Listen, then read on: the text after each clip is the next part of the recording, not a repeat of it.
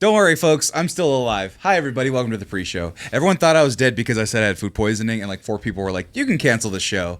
But I don't believe in neck down sickness. I only believe in neck up sickness. Well, I didn't even say cancel. I was just like, take a break.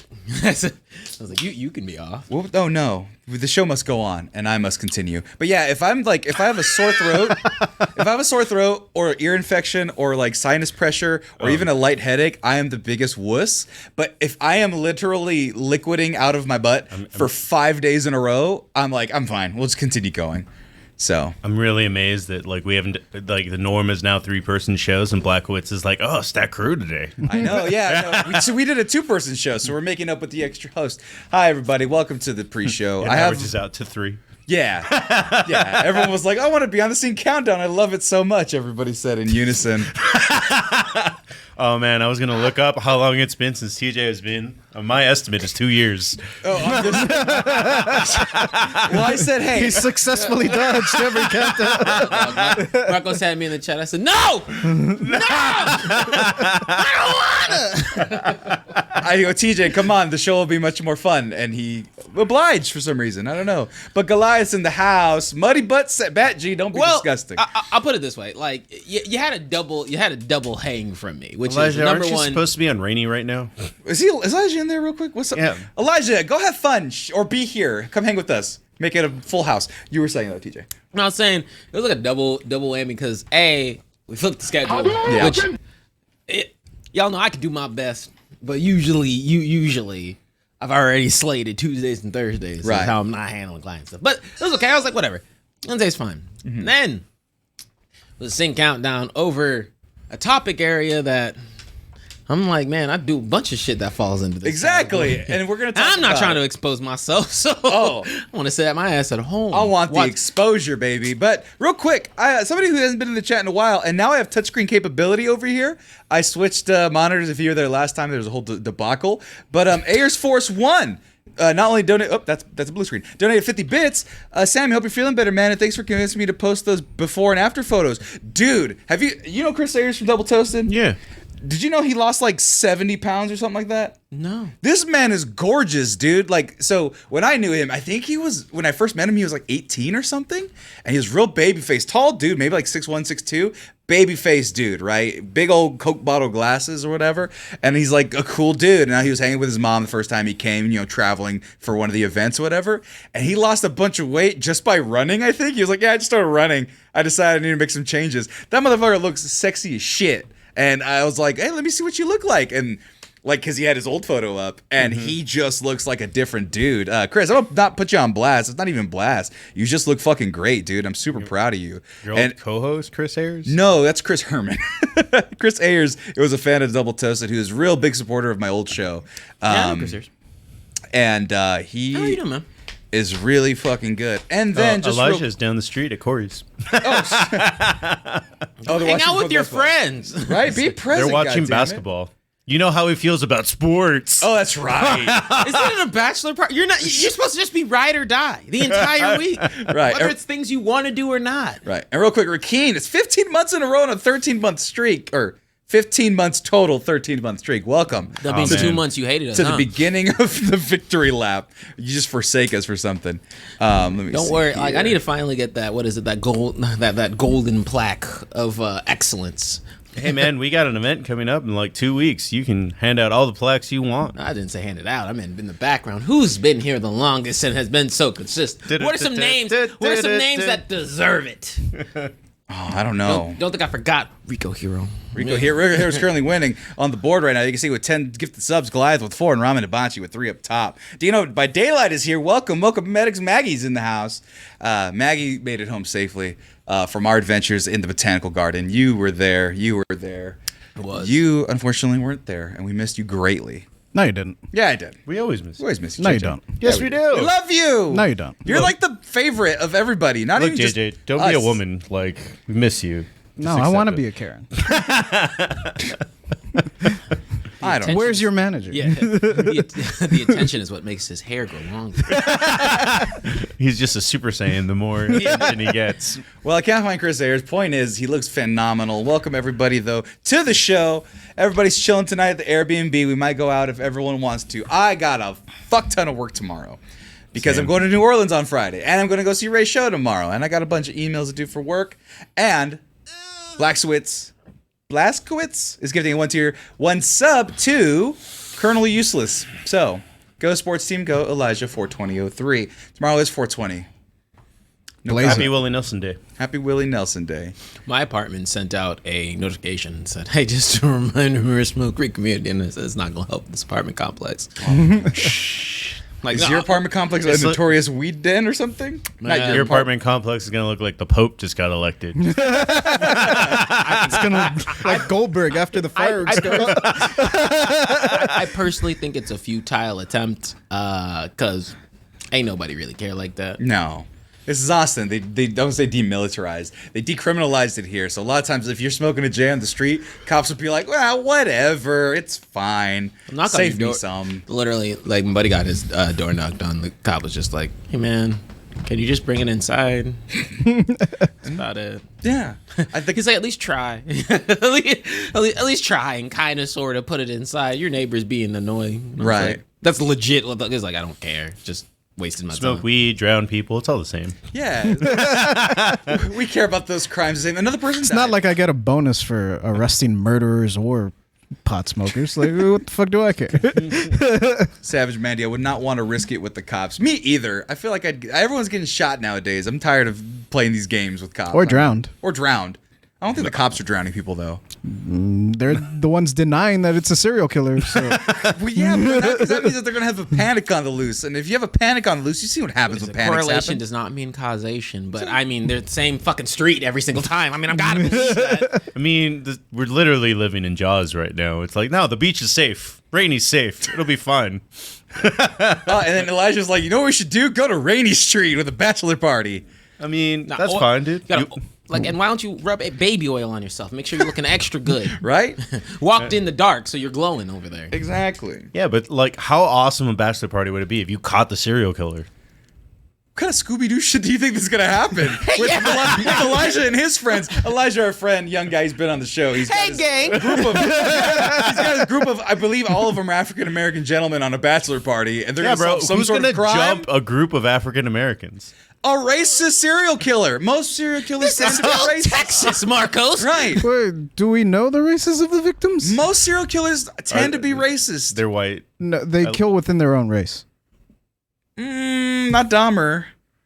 Don't use. Dahmer was just like weird. That's like top tier example. Yeah, this guy's got like 17 bodies or something like Elijah that. also said like his friends are a group of cops. I didn't even know that. Oh my God, this is yes.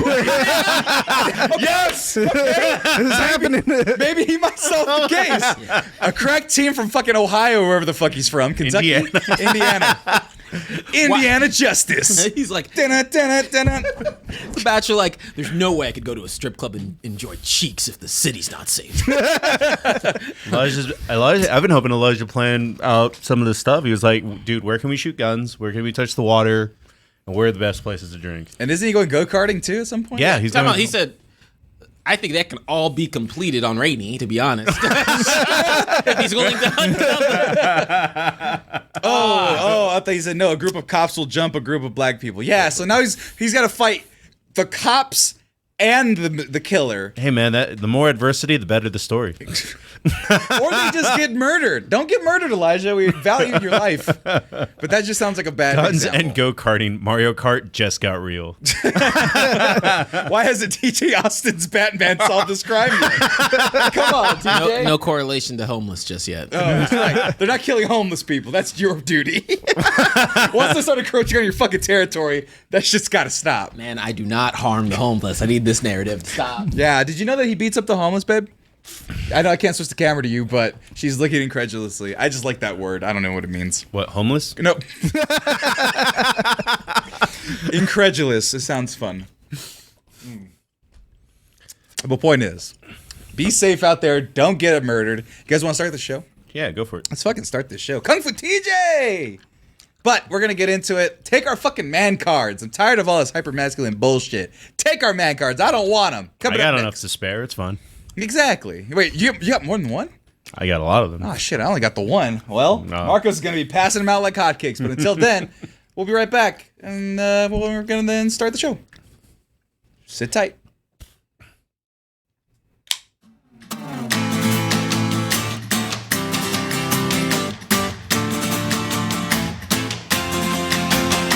Welcome everybody to the Sync Countdown. I'm Sammy Gonzalez, aka the Mexlins. Welcome Is it to your show we a do? rare. Shut up. Hey, to a rare 4-person 5 countdown. Welcome everybody to the show. I'm Sammy Gonzalez once again here for the Sync Countdown, our biannual show that we do. And joining me to my right, he's lovely. Only sometimes. It's TJ. What's up? It's TJ, everybody. And joining me across, I'm going to fade to over there. And my hand's close because it's a full house, so I can reach over in your personal space. We have. Hey, my name's Marco. Don't remember. Please don't forget to go to Mex Merch for all your t-shirts, hats, and nude photos of TJ. Wait, what? We have those? You didn't go to the extras section? Oh, you guys added that without my permission while I was gone to Golden California. Platinum Club. Yeah, it's only TJ's, and it's only his butt. And joining me on the other side, we have- Absolutely not. I'm all about feet pics, sir. Oh, I've seen your feet. That's some sexy stuff, man. And joining me on the other side, we have. I'm JJ. It's JJ, everybody. Beloved JJ. We all love you, JJ. No, you don't. Yes, we do. No. I'm telling you, he wants Stop it. attention. Stop it. We don't. Yeah. His hair is growing by the inches. I don't know what's going on. JJ usually loves the adoration. And today you're just not taking our love. It's because we make him work on a Wednesday. Oh, is that what it is? He's missing Dynamite right now. What the fuck is Dynamite? AEW. AEW. Oh. We don't know. We don't know what's happening with John Moxley or MJF. Like, I don't know who any of those people Or are, but they CM do ask Punk? about your shirt. Where'd you get that shirt? It's righteous, Dino by Daylight says to you. Pro Wrestling Tees. And you can get this hat, which is also Dynamite, at mexmerch.com. Be sure to go there. And then everyone else's shirts are not affiliated with us in any way, shape, or form. This one isn't affiliated. Don't buy them. I do have something good cooking, guys. Exactly. TJ Ludes, let's go. Money, money, money. TJ, we might need them sweet, sweet feet pics. But I'm not above anything to build my empire. exactly. And it's even my empire at mexmerch.com. So, today, though, You just manifest destiny, his feet. yeah, of course. I mean, Wait. mine are the behind the paywall, though. You have to put some feet out front What? as the taste. But that implies that he had owned something of TJ's beforehand. Oh. Owns my time. Yeah, I own his Wednesday evenings and Thursdays and Tuesdays sometimes. But today, we're Gets a day a week. Sometimes two. sometimes do. That's a lot. I was like, I have an hourly rate. I know. Yeah. And I am encroaching on that like his feet pig money. And today, we're talking about getting rid of our goddamn man cards. I'm sick and tired of all these podcasts, of all these menses talking about, you gotta be a man. It actually came from our machismo episode that we did for Más o Menos Mexicanos, so be sure to check out that old episode. It's only like a week old. But we talk about masculinity, how it sucks, and how it's stupid. In this episode, we're going to explore the things that we like that are considered girly or feminine or Toxic masculinity is things stupid. compared to, well, whatever. We get to it. We explained it in the episode a little bit. Things further. Andrew Tate wouldn't do. Yes. Exactly, because, like, and there's also like this weird trend on Twitter where girls are like, wow, I wouldn't love a guy who takes naps. And it's like, guys, is it gay to take naps? Yeah, And I mean, so- we're old. It doesn't matter. But Elijah needs to start, like, making a podcast that's like, that's not about Gen Z not hating women. That's Right. like, or the other way, because Gen Z women hate men, too. right, like, I'm going to ask this real That's quick. how about we just stop the hate? Yeah. Yeah, like, Gen Z men, do you like women? Like, No. it's okay if you don't like women, but why do you actively hate women? That's my big fear. And then in Gen the same Z beat, I don't just- know, man. Gen Z women don't like dudes at all. That's Yeah, dude. fine. No, that's not. No. Hey, let me show you a post of like girls. That's one. Give me your man card. Gen Z is literally all about eating hot chip and hating the other gender. That's it. No, but like No. at the same time, though, it's Gen X's fault for ruining these expectations of these young children. What do you mean? Because Gen X sucked and gave them poor examples of what love is. I don't know. Like, Tommy would 16 agree Candles was great. I I never saw it. I don't think John Hughes movies are good. We'll talk about that later. That's but, another- but we kept interrupting TJ. What were you saying? No, it's my significant other was bought a thing. I was like, support women's wrongs. Because she was like, yeah, well, girls can be assholes too. She's super. She's just like, yeah, like it's kind of getting wild out here on these Gen Z streets. Yeah, it's a little animosity. So you know what? Let's just bring it around. Show a little bit of our sensitive side, the things that we like doing. Now, some of the things I mentioned, like we're all millennials, except are you a millennial? Technically, Yeah. yeah, Yeah. like barely. Like you're near the end though. I'm closer to the end, but I'm definitely millennial. Okay, just making sure. Because Don't you restrict my shit. Like, I held on to it very hard. I did not know. We didn't know. We asked the question, and I'm like, you don't tell us your age. You're a big mystery, so I don't know.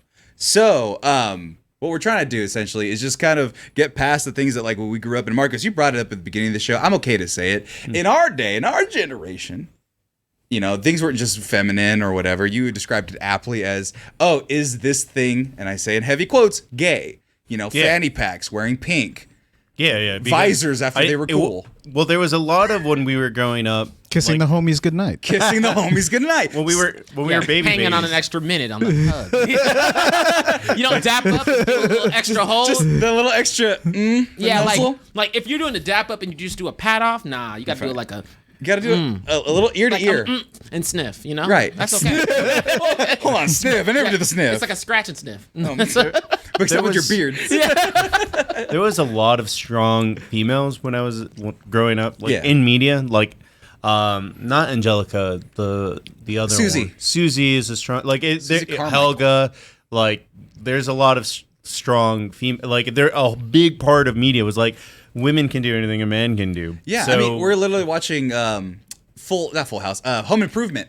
And like Jill is like a modern woman trying to go back to school and trying to deal with like her kids and stuff, like trying to be. surprised Tim Allen let that happen. He still has some regressive things in there, but like she is like trying to be a quote unquote modern woman, like in that old timey thing. So a lot of what we're doing on this list, probably, at least what I'm trying to do, is trying to just undo some of those things. And so what will happen is you might pick something that is not feminine or take my man card worthy anymore, but to you it was worth putting on the list because at one point you may have thought that that was the case. So See, I want to say that. Let me preface this. The list is catchy and tagliney, but ultimately the whole reason we had to take my man card thing is because guess what? Just because you like and or evaluate any of these areas doesn't make you any less of a man and or person. Right. And it doesn't really define who you are by what you like. That now, of happened course, way if you're a later. scumbag, you're just a scumbag. Right. But going on to that 90s point, I think it's really weird and interesting if you look at, I'm not saying that 90s was perfect, but like there's a lot of examples of like just you had black television in the mainstream, like a lot of shows, if you take like Living Single or Friends, where like there was primary woman cast who also had good positions and different things of that nature. And then somewhere in the 2000s just fucked it all. it was 9/11. 9/11 scared everyone for differences, and they're like, "Here, quick! Now's the time to put everything back to white centrism, white like classic American ideals, 50 kind of stuff." So that was really the shift that I noticed. So. And then from the example, it feels like almost that a lot of the examples that are spoken to in terms of some of the toxic demographics in media that Gen X is exposed to, that Gen Z is exposed to, is coming from Gen behind too. So it's like a very interesting sort of paradigm where you're like, hey, yo, there's a lot of sparkle there that was just overshadowed with stupidity and movies like White Chicks.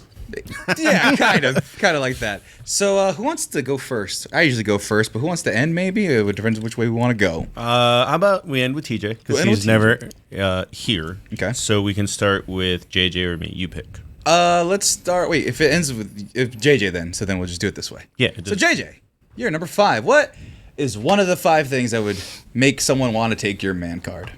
So I went. He's about drinking this. rosé. He's drinking rosé. Get out of here! Give me your man card. Be an IPA.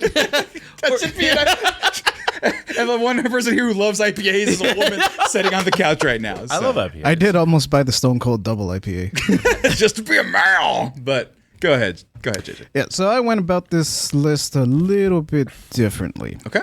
These aren't things that I necessarily enjoyed doing today, but there were things that I did and that someone actually told me give me your man card. Okay, but you still stand by these things. Yeah. Okay, we'll see what happens. All right. He's like playing with dolls. Yeah, that is my number 5. That is your number 5. Yeah, when I was a kid, I played with my cousin's dolls, and my uncle was like, 30 on black. I'm gamble these next few. No. my uncle was like, boys don't play with dolls. Those are Barbies. But she's naked. Like, it evens out. Right. That was your. I just wanted to see her boobs. Wait, did you want to see? How old were you when this happened? 4. 4? And you wanted to see boobs at 4 years old? I always want to see boobs. No, well, I don't know, man. I didn't have a sex. There was a good gap where I didn't have like no sex, nothing. Like I just was not always an on. entity. Always Just on. And by the like way, a faucet. you're getting cheered on right now. Let's go, JJ, with the Barbie dolls. I mean, whose were they? Because I don't know if you have any women or sisters or cousins your age. Do you? I do have a sister, but she didn't live with me. She's a half sister. She lived in Mexico with her mom. They were my cousins. They were that uncle that got mad at me. Yeah. They're his daughters. Oh, Yeah, and I was playing with her beforehand. right. Like she was the one that sort of introduced me to the Barbies, and was like, "This is Barbie. This is Ken. This is their dog. I forgot the name of the dog. I don't know. You'll see it in the I movie. think you're allowed to name the dog. Yeah, she gave it a name. I don't remember. Regalo, Regalo. Why not? which means present. Yes. And yeah, like I had fun playing with her and playing with the dolls, and they left. Like when they would come to visit me, since we lived right on the border, they also took that opportunity to go visit their extended family that was still in Mexico. Right. So, they would spend the majority of their time at my house, and we would play like whatever and celebrate the holiday at my house. But one weekend out of the visit or one day out of the visit, they would go to Mexico. Right. So that day that they were in Mexico, I was like, I want to see what shenanigans Barbie and Ken get up to now. Do you remember any of the scenarios you put them in? No, I know she had the house, and I was like, this is baller. That's a JJ. None of my these naked ass fucking Barbies. none of my action figures have houses. They all sleep in their cars. I mean, Look to at be- Batman. I mean, to be fair, my sister had one of the Barbie doll houses, and that shit was sick as fuck.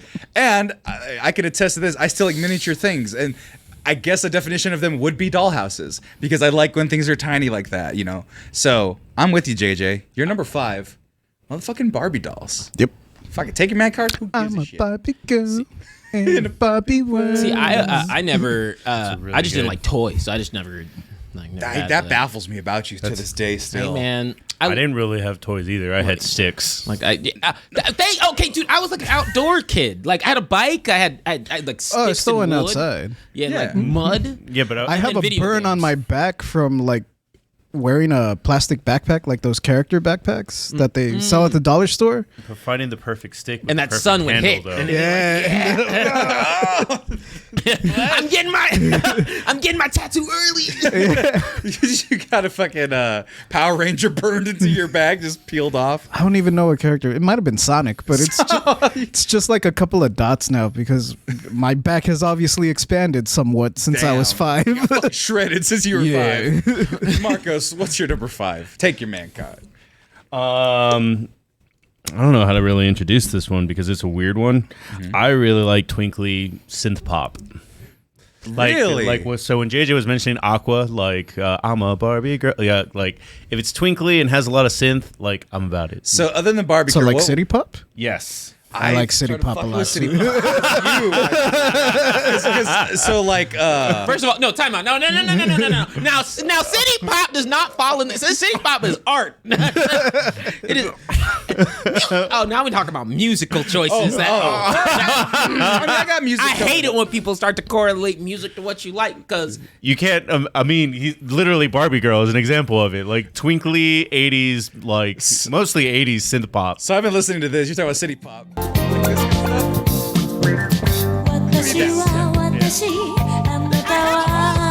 City Pop playlist. It's really good. You got me hooked on it, and I'm listening to songs in Japanese now. And I was like, you know me, TJ, I'm real critical of Japanese anime stuff Yeah. like that for no reason. But then I was like, I listen to Spanish songs, and I don't fucking understand those either. So why am I criticizing City Pop? And so now I'm listening to Japanese tunes from the 80s. He's like, stay.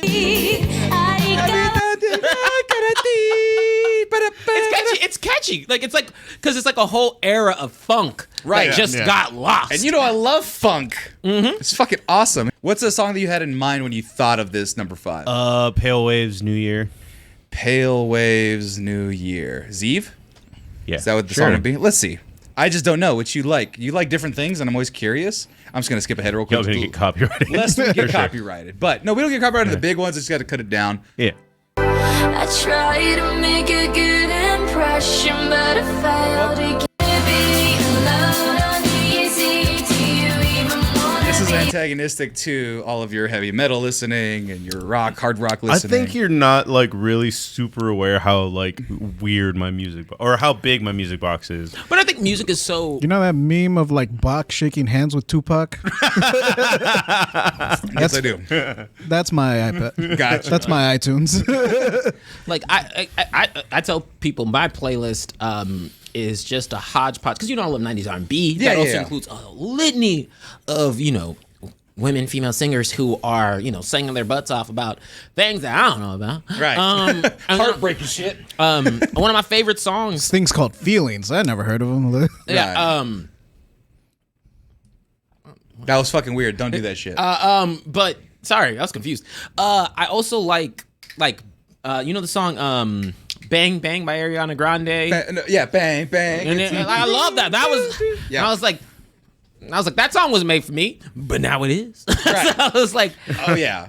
I got a type of music on my list. We'll get into my type of music. I that got I'm 2 into. music things on my top 5. Mine's split. So if it was yours is enough to be Yeah. separated from mine because like one of my favorite, if not my favorite band is Paramore, and I had to get over the fact that like Paramore is for everyone because even though it's just a woman singer, Yeah. But, at this point, but before it was like you had to be like emo or a punky girl to like it, and I was this big oaf that was like clean cut and dorky and not like the cool dorky. I but mean, just- when it comes to Paramore, I'm just really weirded out how because I didn't have any black friends then. Like I was 16 in a 98% Hispanic town. Yeah. But like I've seen nothing but TikToks. It's like I knew Paramore was for black people the entire time. Yeah, I learned that they call her Haley Tamika Williams. Like they gave her a black middle name that they all agreed on. It's really weird. No, yeah, you're not that far into it. I am. She learned how to crip walk from an NBA player in her hometown. So it's like she's on the stage crip walking. They're like, who the fuck taught her that? And it being some like bench like 6-man. I think TJ rejects this trade. no.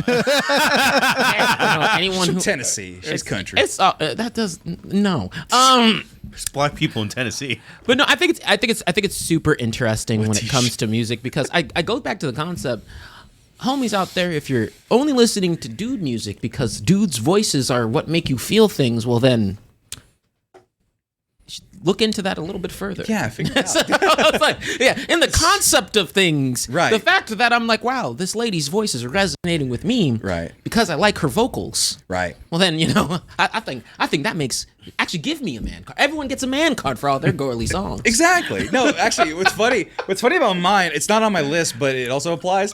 I fucking love Sam Smith. And all his songs are love songs about dudes. And it's like all of them are like they're really pretty love songs, but then they're also like, it's for men. It's for a dude. He's a gay artist. And I'm like, fuck it. Omar Apollo, same thing. He had a song where he's like, he don't love me no more. And I'm like, shit, you don't love me no more.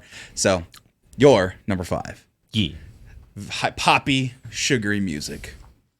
Mine, But like specifically like synth pop is what I would put Synthy. it as because like there's nothing wrong with liking pop music. It's made to be like Yeah, everybody's. popcorn, yeah. Exactly. My number 5. Special assistant, please. You won't be on camera, just your hands. But mine, this one, me and Tommy have agreed on. This one's a kind of a layup. It's not too girly. Oh, you're giving me. You chose the one's on fire. The one that could ruin this whole thing. It's My a number flaming 5 mo. is scented candles. This is one that my mom made for me. My mom makes scented candles. This is eucalyptus spearmint, lavender and sage. No, lavender and sage is the name of her not fake company. She wants to give these away under the name lavender and sage. My mom's awesome. My number 5 scented candles. I adore a scented candle. That's delightful. Thank you, my lovely assistant. I did not put this on my list for the sole reason that you also know I love candles. So Yes. but yes, I had to take it. No, so I go. I was like, I know Sammy's gonna put it down. Yeah, so well, not Tommy gonna wasn't mention it. here. Tommy's also in that club of scented candles. But the thing about it is that, like, Yankee Candles are not marketed towards me, but the fact that I like know all the lore behind them and things, like the reason you can actually find spikes in COVID when people make complaints of the quality of Yankee Candles. So they'll be like, how come these Yankee Candles don't have a strong smell? Whenever that complaint starts happening and their thing goes down is when COVID spikes were happening, because that's how strong they are. I get all my shit from Ross. That's actually a down home secret for candle collecting. If you go to Ross, you get these shits $10-15% off, things of that sort. At Woodwick Candles, fucking giant big ass 4 or 5 wick candles. I fucking love candles, and they make my house smell good, and they remind me of my mom because she always has like apple and cinnamon ones in the fall, and they're so fucking good. Make you feel smelling good. Yeah. They just, and like I smell like boy. I know I do. I smell like funk. I live alone. I fart in this house, and I want my place to smell nice. Everyone farts. Yeah. No, but Everybody farts. I'd be very concerned if you like farted in your neighbor's house. What is it? Uninitiated. Like, just see Sammy. hey neighbor, can I borrow some? Thank you. Sorry. Shut the door for him. No, I don't do that. But like, I'm a dude, and my dudeness could like permeate, you know? I'm a growing boy. I could be funky. And so I just want to make sure that my house smells good all the time. So I always have a candle going. I have a candle budget. It's usually about $30 a month or something like that. I buy like 2 Walmart ones, or my mom has some for me. Can we order some of my mom's candles? If my mom... Actually, my dad would have to help her shit, but fuck it. I'll have my mom sell you guys upselled, expensive-ass things because she uses a ton of scent, because I don't think her scent smells that good. But, yeah, she's always like, I have to use like half the bottle of scent. I go, Mom, I don't think that's how it works. But the candles smell lovely. My number 5, take my man card. I fucking love candles. TJ, you're number 5. Well, going on the same vein of smells, my number 5 is actually like Bath and Body Works. Like going to the store? Yes. JJ, Is that on your list? No, but I agree. Have you guys ever just gone into a Bath and Body? So look, I was conditioned. I know. No. I've not really stepped in on my own volition to a Bath and Body Works. My mother, growing up, would take me to Bath and Body Works because that store. There are stores that were like never marketed towards a dude. I don't even think, like, and Bath and Body Works didn't even try. Right. They didn't even hide it. They said any colors that are dull. No, you walk in there. Boom. Bunch of colors. Bunch of different flavors. Cucumber melon is one of the best scents on this planet. Assault the senses, right there, right off the back. So growing up, my mom, she'd buy a lot of Bath and Body Works, and then by proxy, you know, of course I'd have Vaseline, cocoa butter, all those kinds of things, but she'd also keep a bottle of Bath and Body Works, like lotion, in our bathroom as well. So I'd grow up just smelling it around the house. And even now, if I ever go to a mall, there's always a detour that I take to Bath and Body Works, and I will sit there and sniff. And I will sit there and actively, I'm talking like red, orange. Right. Ooh, you really get the melon notes here. Fucking Maggie, I want to eat Bath and Body Works. Yeah, all the flavors. I mean, it's just Their soap is very tasty. It's very. See, because I just want it to be editable, not editable, edible, delicious. Because it just smells so good. It smells delicious. And that's the only way you can describe it. And of course, I was a kid. I was a dumb kid. I was like, does it taste as good as it smells? No.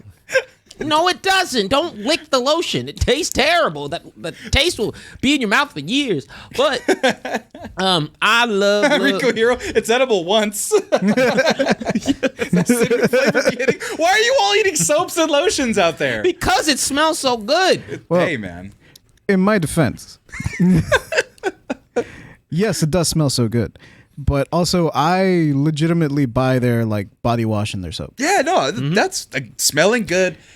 I mean, that was like going back to the 2000s, that metrosexual thing. It's like, what, you smell good? What are you, gay? Like, that was the thing. There's a whole new term. It's like, oh, you're metrosexual if you smell nice. Right. I will say something weird on that note, just real quick.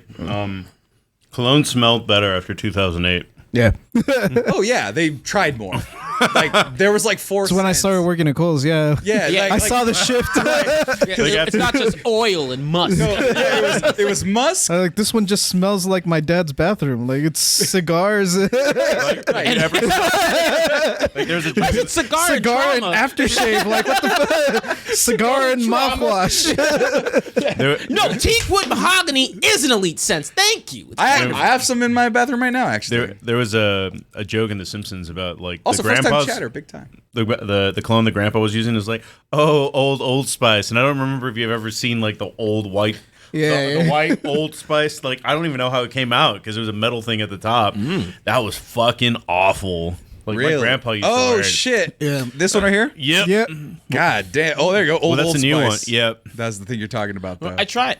So when I tell people, look, let me put y'all on some pro men tips. All right, so check it. Man If you're- tips. So if you're not a manscaped simp like me, and JJ, which you should be, Yes. next Coming 20, soon. Ad. Manscaped. But look, so take your cologne. Make sure you first of all, as men, make sure you guys understand what your cologne smells like. Not just that it smells good. Go through the scents and understand what are the minutia that make that scent what it is. And then the undertones, and this is for like a date, right? So the undertones that you want to matching are going to be what you want to exude in your body wash and or complementary scents that make sure you exude from like multiple layers of smelling good. So your cologne, your deodorant, the body wash you use should all be able to coalesce and sync together to really bring that, smell experience to the forefront. And a lot of the times men's scents tend to have a little like that, very few dynamics and variations. So what you might want to do is sprinkle in something like a Bath and Body Works option, something that is very clear and concise of like, hey, you could still use your main body wash, mix in a little of that cucumber melon. It gets like some layers of complexity added to your scents on top of what you also might be wearing. What cologne goes best with Manscaped body wash? The Manscaped cologne. Manscaped cologne. They have 2 cents now. Both work. So, Let me tell you right now, with Manscaped, you ain't got to do nothing. Right. Don't fuck the formula, baby. They do a really good job of carrying their scent all want the way through. I mean, do Yeah. you want to get simplified? Because with Manscaped products, the bar's right there. With Manscaped With products. Manscaped products would be good. That's not the real ad. But that is your number 5, the illustrious Bath and Body Works. I'm telling you, like, I'm Just- such a scent sensitive person. My here I'll tell you, like, I am the person who's like in a different room and it'll be like, one of these animals did something in my home. But it's because my mom kind of raised me that way. So, So, first round, and by the way, in the middle of it, I love getting feedback. Laskowitz 161. This is a good episode already. They're still on the first one. Well, we got 4 more. Starting with JJ. You're number 4. Hang on. I'm not going around biting soap. Is that what they're saying in there? No. I just want to clarify. Okay. I buy the bar soap and I wash my face with it, and some of it ends up on my lips, and it Just so tastes good. happens. And it's also made with soy, which is delicious. I do love. So I love. So I actually, quick shout out. I do like Lush as well. I've gone in there, got some stuff for Michaela. Yeah, Lush is dope. Lush is dope. I dated Damn. a Lush girl. It Got kinda, so many bath bombs. yeah, bath bombs. Dude. Oh, that's my number 4. No, and actually, Lush, man, they were like, one was like, oh, it smells kind of like taste of bubble gum. And I was like, well, hey, let me go. And if you open that box, dear God, Lush, that your entire house smells like whatever the fuck they told you. Lush does not play with those bath bombs. Oh, man. The only problem is that bubble baths would have made my top 5. I don't fit in bathtubs anymore, so they're very infrequent. Bro, I've been fit in a bathtub since I was 10. I so know, there's no way you fit in one. No, my parents had like a big one. Like they have a big one in their house where I can hang my feet over the top and it's fine. But yeah, regular that's standard not issue fun. bathtubs, no. Okay, first of all, my bathtub fits my big ass, so I know y'all can fit. Well, none. I Guess we're gonna go shower at your place. Exactly. I guess it's back Next time time that at you're like, hey, TJ's. bro, go feed my cat. I'm gonna be like, cool, bubble bath. Exactly. That whole second bathroom shower never gets used. So go ahead, knock yourself out. Fair. I'll leave Lush in there for you. Exactly. Yeah, I need a Scarface level bubble bath. Exactly. Also- But JJ, going back to you eating soap. Yeah. Bath and Body Works also has what me and my brother like to call a con huevos line, which is more masculine scents. Okay. They have like a it's like a cologne-esque body wash called Noir. It's also in a soap. It's very good. And they also have it in hand sanitizer, which is what I carry in my car like everywhere. There you go. But my number 4 is heels. Heels. Yeah, I look good in heels. Is that a fact? Yes. It does make your butt look bigger. Are you talking about like a man heel with a little bit of boot? Nope. Because my dad. I wore fuck me pumps When did you do this? when I worked at Kohl's. Explain. I was bored. Oh. I was very, very bored, and there was this cute girl that worked with me at Kohl's, and she messaged me asking if there was anything like.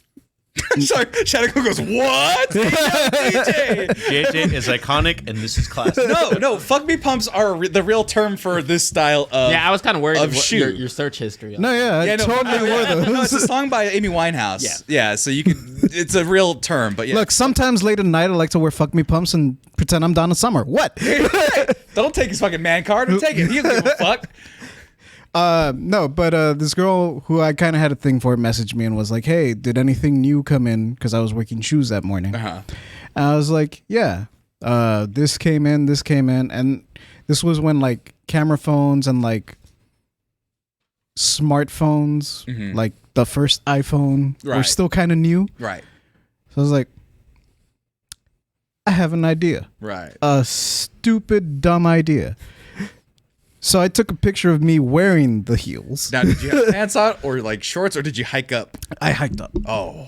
Because I was still like, I wasn't planning on this. I didn't go into work. I didn't clock in saying like, I'm going to wear me some fine ass pumps today. Just going to find me the sexiest, largest shoes they got. Right. Platform, heel, everything. Like, and then the moment you put on those shoes, your legs turned into that. Fucking. Like They did. Your calves like, just God slender. damn. That was the first time I did that. It happened again several years later, not at Kohl's. This time was here in Austin. It was actually like maybe 4 years ago. My company, for their Christmas party, they like to be wacky and do it differently. So they'll usually theme it around something not Christmas. Okay. Like they've had a 80s theme. Yeah, I've seen some of the pictures. They had a Tokyo Nights theme. That was my favorite. They did a pirate theme one. So I went dressed up as a pirate. Okay. I didn't have a pirate outfit, so I had to go to Lucy in Disguise, R.I.P. R.I.P. in peace. I rented out the outfit and everything, but I was like, oh, hey, I was wondering, do you guys have any boots that would go with this? Because I don't have like any boots here in Austin. Right. Probably have an old pair at home that won't fit me anymore. Right. And they were like, oh, yeah, sure. And they came back with like platform women's boots. Well, there we go. Like this? Something like that, maybe? Yeah, except, more piratey, I Yeah, a guess. little higher. Maybe a little higher than those. Yeah. They went up, they were like thigh highs. But I was like, JJ's rocking like this? yeah, they were pretty much those. Oh my God. Except it wasn't a stiletto heel. It was more of a, a wedge. Yeah. Yeah. But I was like, I'm wearing, these are women's shoes. Like, I'm wearing these again. There you go. Dun-dun-dun. Yeah. And I wore those the whole night. Pirates. How do you think pirates kept their bullets? Fucking sashay away in this piece. I'll wore chase those after you fiend. After I take off my boots. Click. As uncoordinated as my ass is, I did not fall once. Hey, man. I respect the game, especially if they were red like this, with high elasticity. No, I'm kidding. No, I wasn't that fabulous. No, but I wasn't that kind of pirate. that's fucking solid. though, Yes. man. Me and the seamen are fine. Or whatever. I don't know. I had a joke there that I botched. But, hey, man, sometimes what are they saying in there? JJ grew into Marco Heights? Accurate, yeah. Yeah, man. I got lots of compliments on my boots. Oh, fuck Not yeah. the ones that I was looking for. The homies are like, "Hey, bro, some sick ass boots. Your calves look nice." No, my dad worked at JCPenney. No, Payless. JCPenney. He worked in the shoe department, and so like, I forgot Payless was a thing, man. yeah, and he was in the shoe department, and so like he taught me the ins and outs of like women's heels because he's like, yeah, you know what? A woman wearing a nice pump, a nice shoe with the high heel and stuff just makes their legs look really good. Like, totally weird and respectful, but, like, also very niche because he had to help women find the right shoe because they didn't have anybody there. So, I appreciate a good pump, man. Once again, it just goes back to if you're to understand style, fashion, how to coordinate things, you have to, you also take some time to understand how to correlate and make sure you're matching your partner. It makes you stand out a lot more, doesn't help that my date was Paco that night. Oh, that's fair. I was about to That's say your fair. date's normally Paco. Hey, Paco's a solid date, and he can't wear no pumps like you. But not Paco a- wore the wig. Paco was about has to say- longer, luxurious hair. Paco will start like a campaign in about October. It's like, so like Blizzard party this year, huh? No, you mean it's a cold one. You're meaning so. Anyway, Oops. We're fine. but you're number 4. Fuck me pumps. Margos, what's your number 4?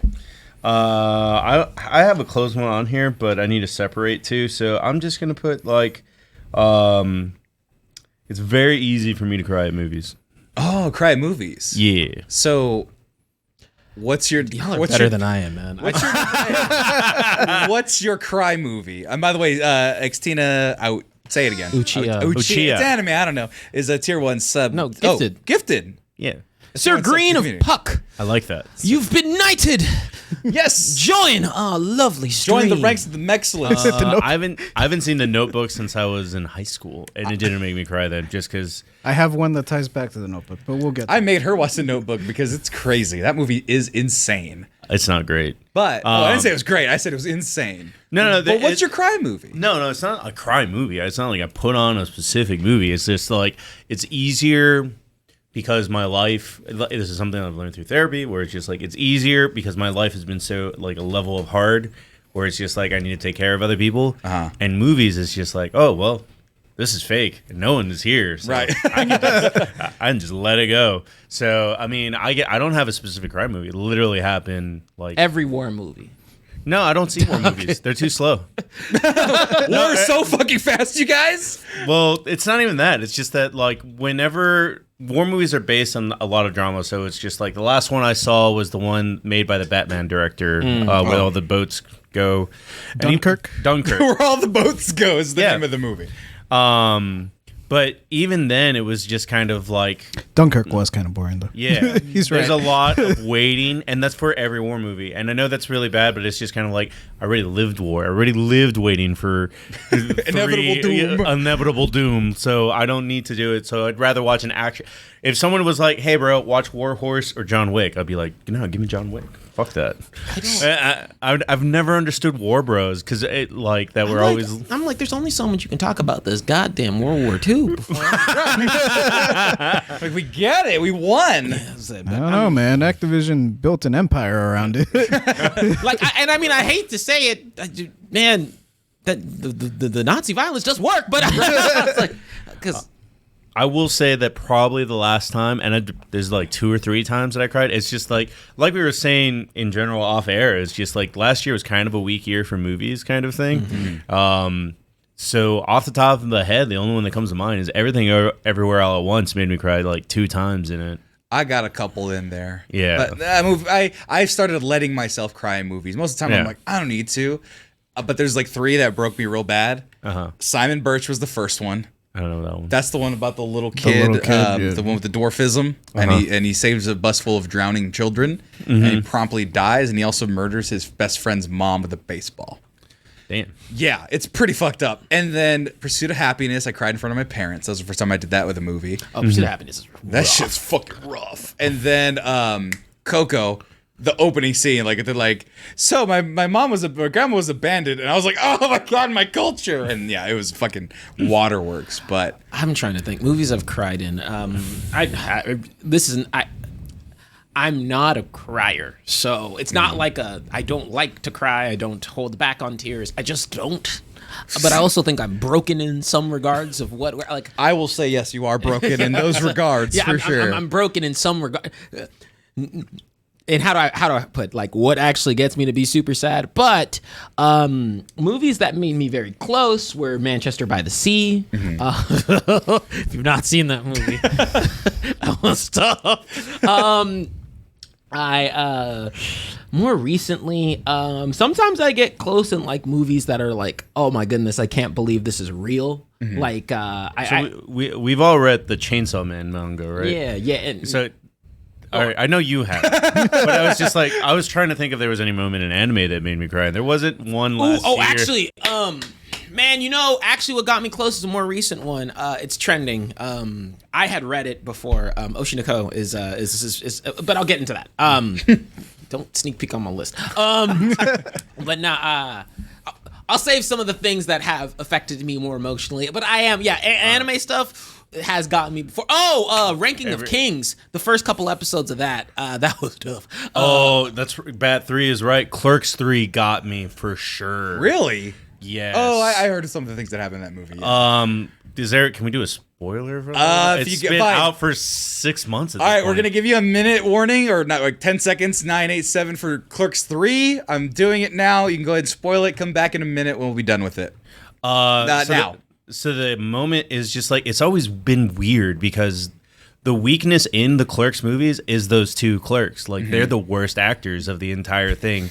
And man, did they put on a powerhouse performance this time where they're going to film a scene at the restaurant where he met his wife, and he's just like, I can't go in. Like, I just can't. I have so many memories with my wife, and now you're gone, and I'm here alone. And he just freaks out and runs away crying. You look like you're about to cry right now a little bit. Well, no, dude. I remember watching that, and I remember I was like, "Fuck!" I watched this alone, and the only person I can talk about it is Spider Mike. And Spider Mike is nonsensical. His name is Spider Mike. No, and I had to wait 3 weeks for him to watch it in theaters because I got what's it called, like a screener for it. And when he saw it, he was like, "Bro, no one can talk to me about it because only me and you saw it." Right. And I was like, "Damn, dude, that movie was tough."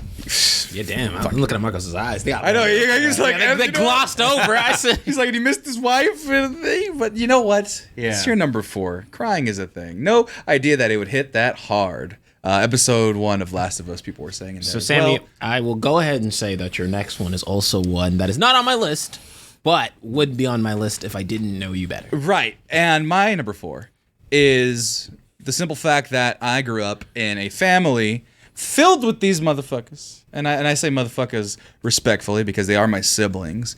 My number 4 is fucking musicals, man. Like, you guys talk about I'm the musical guy, and that's like the joke, and I don't say I'm like not the biggest fan of musicals, but I'll be goddamned if I'm more open to watching a musical live or in a movie than a stereotypical macho man would. Like, Chicano male, you look from a millennial Chicano male, you go, hey, fool, like, let's put on our fake cholo voice for a moment. Hey, fool, you want to go watch a musical? Like, no one's going to be like, yeah, in that oeuvre of thought, right? But me, I'm like... Have you tried? I don't know. I'll go to the nearest cholo and be like, hey, fool, you want to watch a musical, eh? And... Stop it. Stop! He loves that voice. He hates / loves my stereotypical voice. That voice. Oh, It makes me laugh because it's just so mean. It's just so stereotypical, I know. Sets y'all back 50 years every time you do. The funny thing is for him to be like, it's a stereotypical Mexican. I grew up with no Mexicans that sounded like It's an that. East Los accent. Yeah, it is definitely just like... That's a Cali one. Yeah. West Side Story, you see? Nah, but no. The thing is, like, this is how I knew. So, let's see here.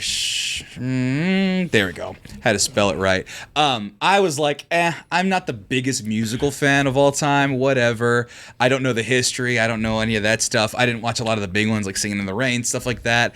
But I did do history of, like, pop music or whatever, or like post-war cinema, whatever. Long story short, I did a film series where like 2 weeks of it was about musicals post-war, right? And so I watched like Gentlemen for Lawns and some of those ones.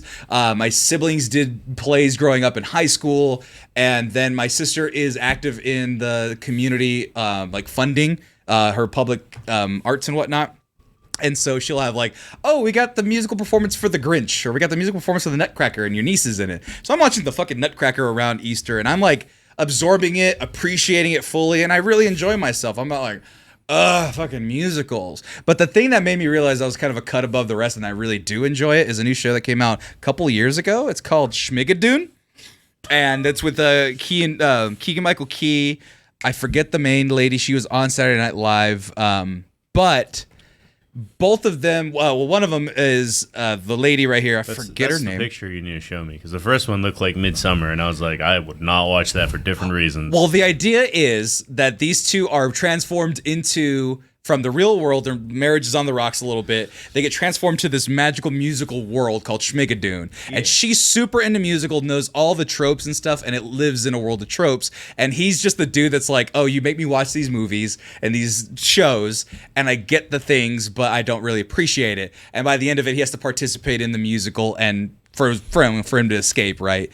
And so you have all these people here doing the whole big Broadway things, and there's just little references and callbacks to other musicals, and I understood every single fucking one. And I'm like, okay, I think I'm a little too far in to be like, oh no, I don't like musicals. So Cecily Strong, there you go. Thanks. Does that mean that Frisco. you're finally accepting you're a theater kid? But the thing is, I don't have the reps for being a theater kid because I never did a performance outside Reps of... is just watching theater. You don't have to do theater. But no, theater kids are the kids that performed or doing the lights and the stage building and all that shit. They put in the work. You got 50 years left. Bro, that's like saying that I'm a football player by watching the game every Friday night. And it's not the same. I didn't put I in the know same plenty work. of dudes that consider themselves jocks just because they hung around jocks. Well, they're fucking lame, all right? Man card taken from them. But that's my number 4. Musicals. Fucking dig them. TJ, you're number 4. Just a quick pivot off of that. I don't love Disney like you, but He points to my girlfriend off camera. but when it comes to musicals from Disney, I have an encyclopedic knowledge alongside High School Musicals, alongside actual musicals as well. Oh, I didn't expect. Oh yeah, hell yeah! What is it? This Disney is a whole Channel. different subject. Oh. Disney Channel was my shit. Yeah. Yeah, Disney Channel. But when it comes to like things I would love to happen in my real life, man, if someone did like a hey, now you're in a musical, well, damn. I guess I gotta sing. Like, I'll start dancing. My clothes will start changing. Right. Well, the fucking Moulin I'd be Rouge mad. song I'd be brings like, God damn it! I thought it fell into Pleasantville. Tap tap, dance dance. But for me, my number 4 is more. It's more of not an abstract thing, but something that has changed recently. But it's more for me. I am I'm a big person of taking care of some of the household things. But mainly, this one. I love to cook. I love to cook and take on the helm of the primary cook and or provider in the household in that regards. Men are supposed to provide traditionally, right? And it's always discouraged, or growing. Like a lot of the society, right, was women should take care of the household. Da, da, da, da. Right. That is a very vintage man card thing because, like, obviously you think like chefs, there's men and women chefs, right? But the household stuff, for some reason, in an American household, it's the woman who should do the cooking, quote And unquote. my parents both were very much in the kitchen, but my dad and mom were both like, no kid of ours should like not know how to cook and function and basically, make sure that you like and enjoy. And don't get to I don't like all my chores, but like you at the very least are functional and foundational in all of your knowledge because no one should have to compensate that for your life. Right. So it always weirded me out by the time I got to college because a lot of the dudes that I met just never learned how to cook, never learned how to iron a shirt. Like, Just do you know how to tie a tie? Just ramen and Oh, fucking dude, Hot Pockets. I still to this day, like literally at Alfred's wedding, was tying people's ties. And Alfred's got this fat neck. So the little undertail is just like very tiny because you have I to think we had to swap out his shirt. Like, I think it had no undertail.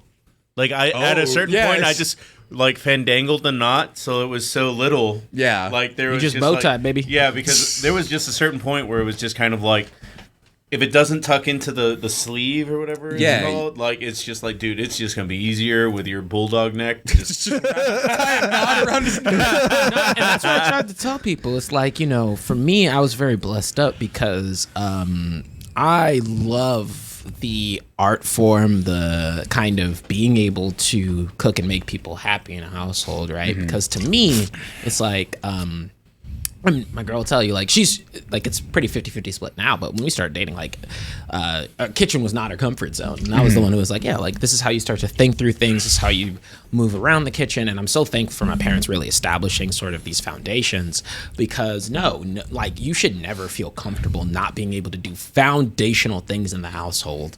And cooking, to me, is, like, one of the pillars where it's like, yeah, I think someone put it best out, put on a chef hat and suddenly it's a man's world, but, like, you know, you can't take care of it at your house.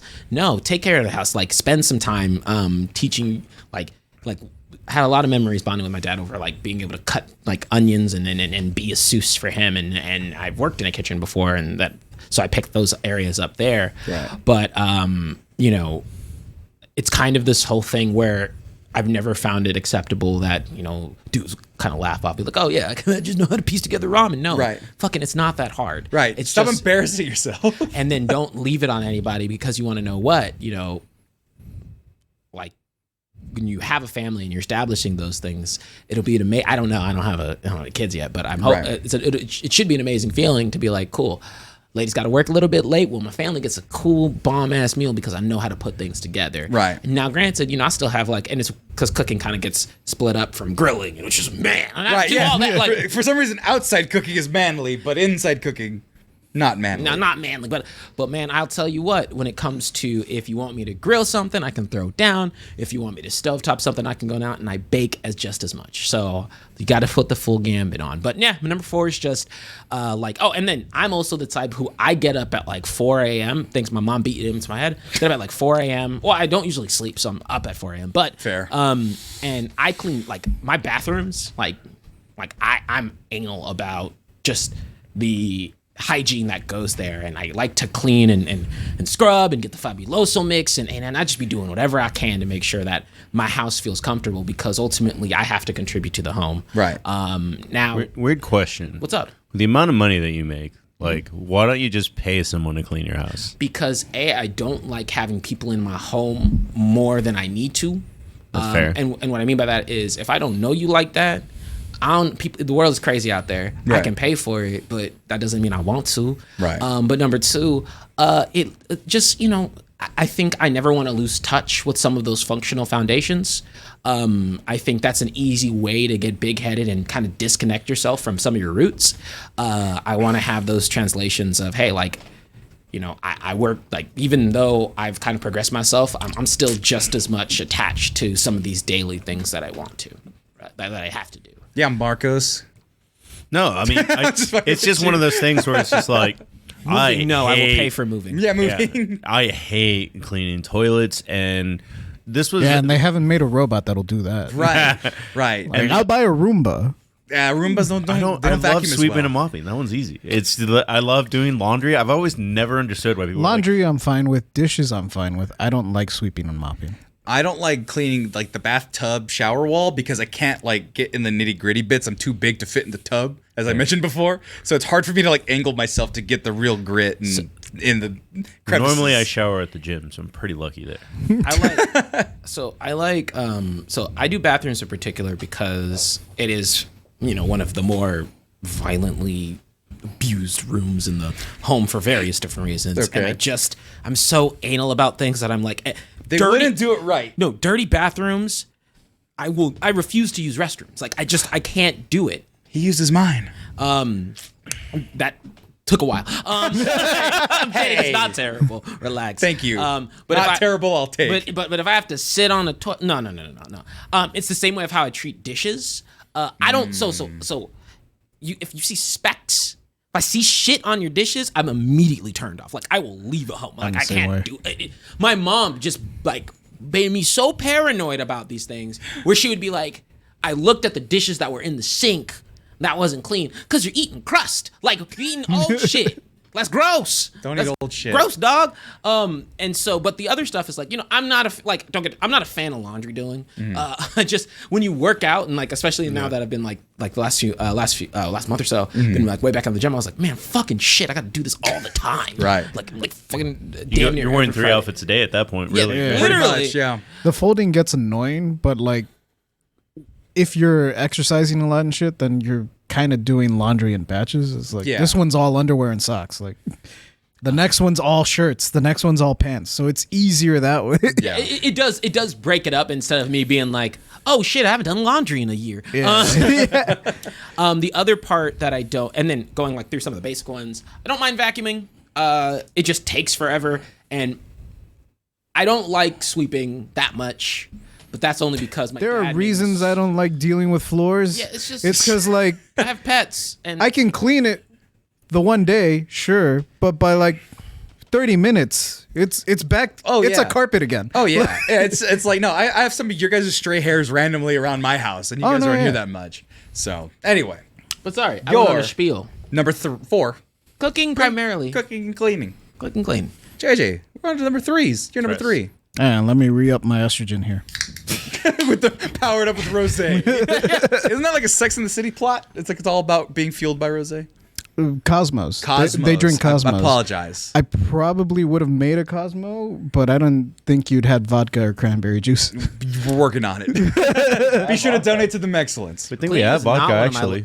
Cleaning is not one of my love languages. Ironically, we do have manly like Irish whiskey over there. But We yeah. do have manly Irish whiskey, but you have your fancy rosé for your number 3. Yes, and it ties into my number 3. My number 3, Zima.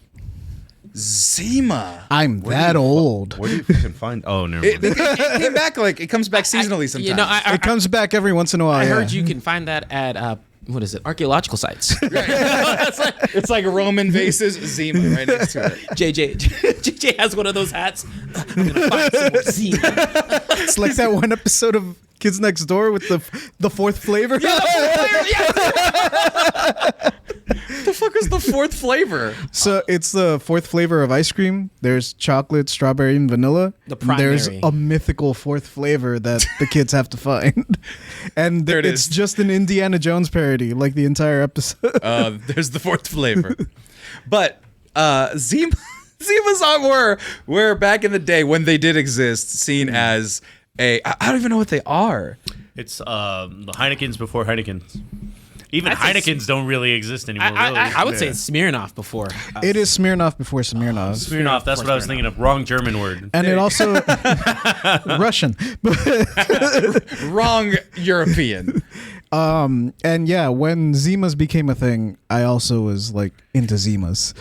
Also, I mean, Zimas. what the fuck is a Zima? Yeah, Into Smirnoffs. it's a proto Smirnoff that was in the I don't early even know 90s. they It was in the early 90s. Smirnoffs. They stopped. They used to. So the only country where it did like kind of work, because I forgot the exact plan. It's a Coors brand, by the way. Yeah. Coors had this big plan to make. I think they just wanted to make like a low calorie, clear Pepsi clear version of beer. Right. And so they came up with Zima. It was never intended to be like the girly thing to drink, but for some reason here in the States, it became the girly thing to drink. Right. So like no dudes bought it and it tanked. It failed miserably. Right. Around the time when I was in high school, I think they brought it back for a period. Yeah, it was 1993, and then it was around until Japan or until 2008, and then Japan until 2008, country of origin. 93, 2017, 2018, discontinued in 2008. No, So- Japan as of they stopped Zima. Oh, okay. Yeah, Japan. Oh, yes, Japan Japan loves it. didn't have that problem because in Japan there wasn't really like boy drink, girl drink. Right. It was there was just, tasty Man, drink and it was just you want to get fucked up. So if we want like- a sneak peek, like that is actually going to be something we talk about on my list. That's why. Zima was Sprite beer with heartburn. It was, yeah. That's why Japan and Korea are like fruit and alcohol. Great, soju and what's the other one? Sake. Sake. And then they have apricot Strong flavored. Zero, like search up Strong Zero from Japan. Strong Zero. That I've heard is fantastic. Man, I cannot wait to go this year.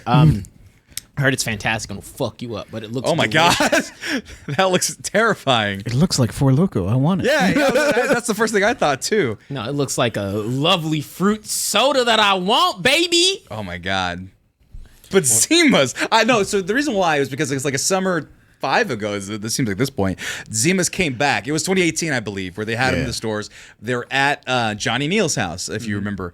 And I tried them, and they were fucking gross. I did not like them personally. So She's just like it's an acquired taste. It's an acquired taste. It's not- classless swine. I'm not even going that route, despite me holding a watermelon rosé spritz. The thing with Zima when I tried them was that it was like my first high school drinking party. Oh. So it's like Nostalgic. you can have the Natty Light that tastes like barbecue sauce. Or you can have the Way Zima worse than barbecues. that tastes like there was one beer that Edward had like in his gaming room fridge that like broke, so it was warm. I think it was like Frio beer. No, it wasn't Frio beer. It was Budweiser Select, and they don't even make it anymore. Oh, they don't make that shit no. Budweiser Select was, we didn't know it. We were just like, oh, it's found fancy. They were all just low carbs. Full flavor. 99 calories. Look at that. They were all just showing off that they were low carb, but we didn't know that. I mean, to be fair, if I saw that can, I'm drinking some good shit. Luxury black and silver cans right there. Jesus Christ. So, funnier story to that, just real quick. I'm sorry, we're getting way off topic. Not too bad. So those beers, we used to throw ranch parties all the time. Just go to the hole, call it the crater, and then. Sorry, when you said ranch party, I thought you guys had a bowl of ranch and had like snacks around it. Like, honey, we shrunk ourselves. No, like a fondue party, but it was a ranch party. Come to the ranch fountain. Come to the ranch fountain. We got carrot sticks and cheese. I could somehow, And cherry tomatoes. in another timeline where we invited Sam to a ranch party, we'd all have alcohol and weed, and he'd just be like, "Oh, I brought the ranch guys." Hidden Valley, baby. Bucket of Hidden Valley. Oh my God. So we'd always get fucked up. We were pretty good at taking care of each other. So like one or two dudes would stay sober and drive everyone back. And then Alfred had this habit of going back to the ranch the next day because we were messy. We were teenagers, and he'd be like, "All right, found a beer."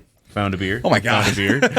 And so one time he did that 2 days later, so the sunlight had affected the beer, and they were skunked, and that's what you drink. Yeah, that's probably it. Ooh. But yeah, it was between like shitty beer that I wouldn't like, and I'll drink it. I still don't really like it. Right. Or this thing that kind of tastes like a Sprite. Right. And it'll get me fucked up. Yeah, if you beat the Sprite in front of its family and What does that even mean, JK? You'll never amount to shit. it's a battered and look, broken Sprite. Like, it's not a good Sprite. This Sprite has done some shit. Yeah, went through the social work system. Was it forgotten? Tried to make a name for itself. It was a at foster 18. kid Sprite, Bro, that's so fucked up for no reason. There's better ways to describe fucked up Sprite. You guys call it fucked up Sprite. I did, Yeah. but you don't understand. Yeah. See, it's because Zima's not around anymore. You don't know. It's because the system failed it. It's less about it. Just Exactly. being a failure. It could have amounted to something. Right. It wasn't given the tools to be successful. It lacked the funding to have the true success that it deserved. Yes, It was not Zima's fault, all right, guys. It wasn't his fault. Yeah. It's never the Sprite's fault. Never. I don't blame the kid. I blame the system. The system let down Zima, and that's why it's your number 3. Marcos, you're number 3. change when it got to 18. That's why it's Zima. That's why it's Smirnoff now. Smirnoff Black. I remember girls drinking that all the time. Those were tasty. Oh. They had green apple too. I think that one still exists. I like the tamarindo one. There you go. So after JJ said he likes wearing fuck me pumps, I wanted to change the order, but I need to separate 2 of the things on my list. So I'm gonna put, and this is what I was gonna say at that point. I like wearing rompers. I can't ride with you on that.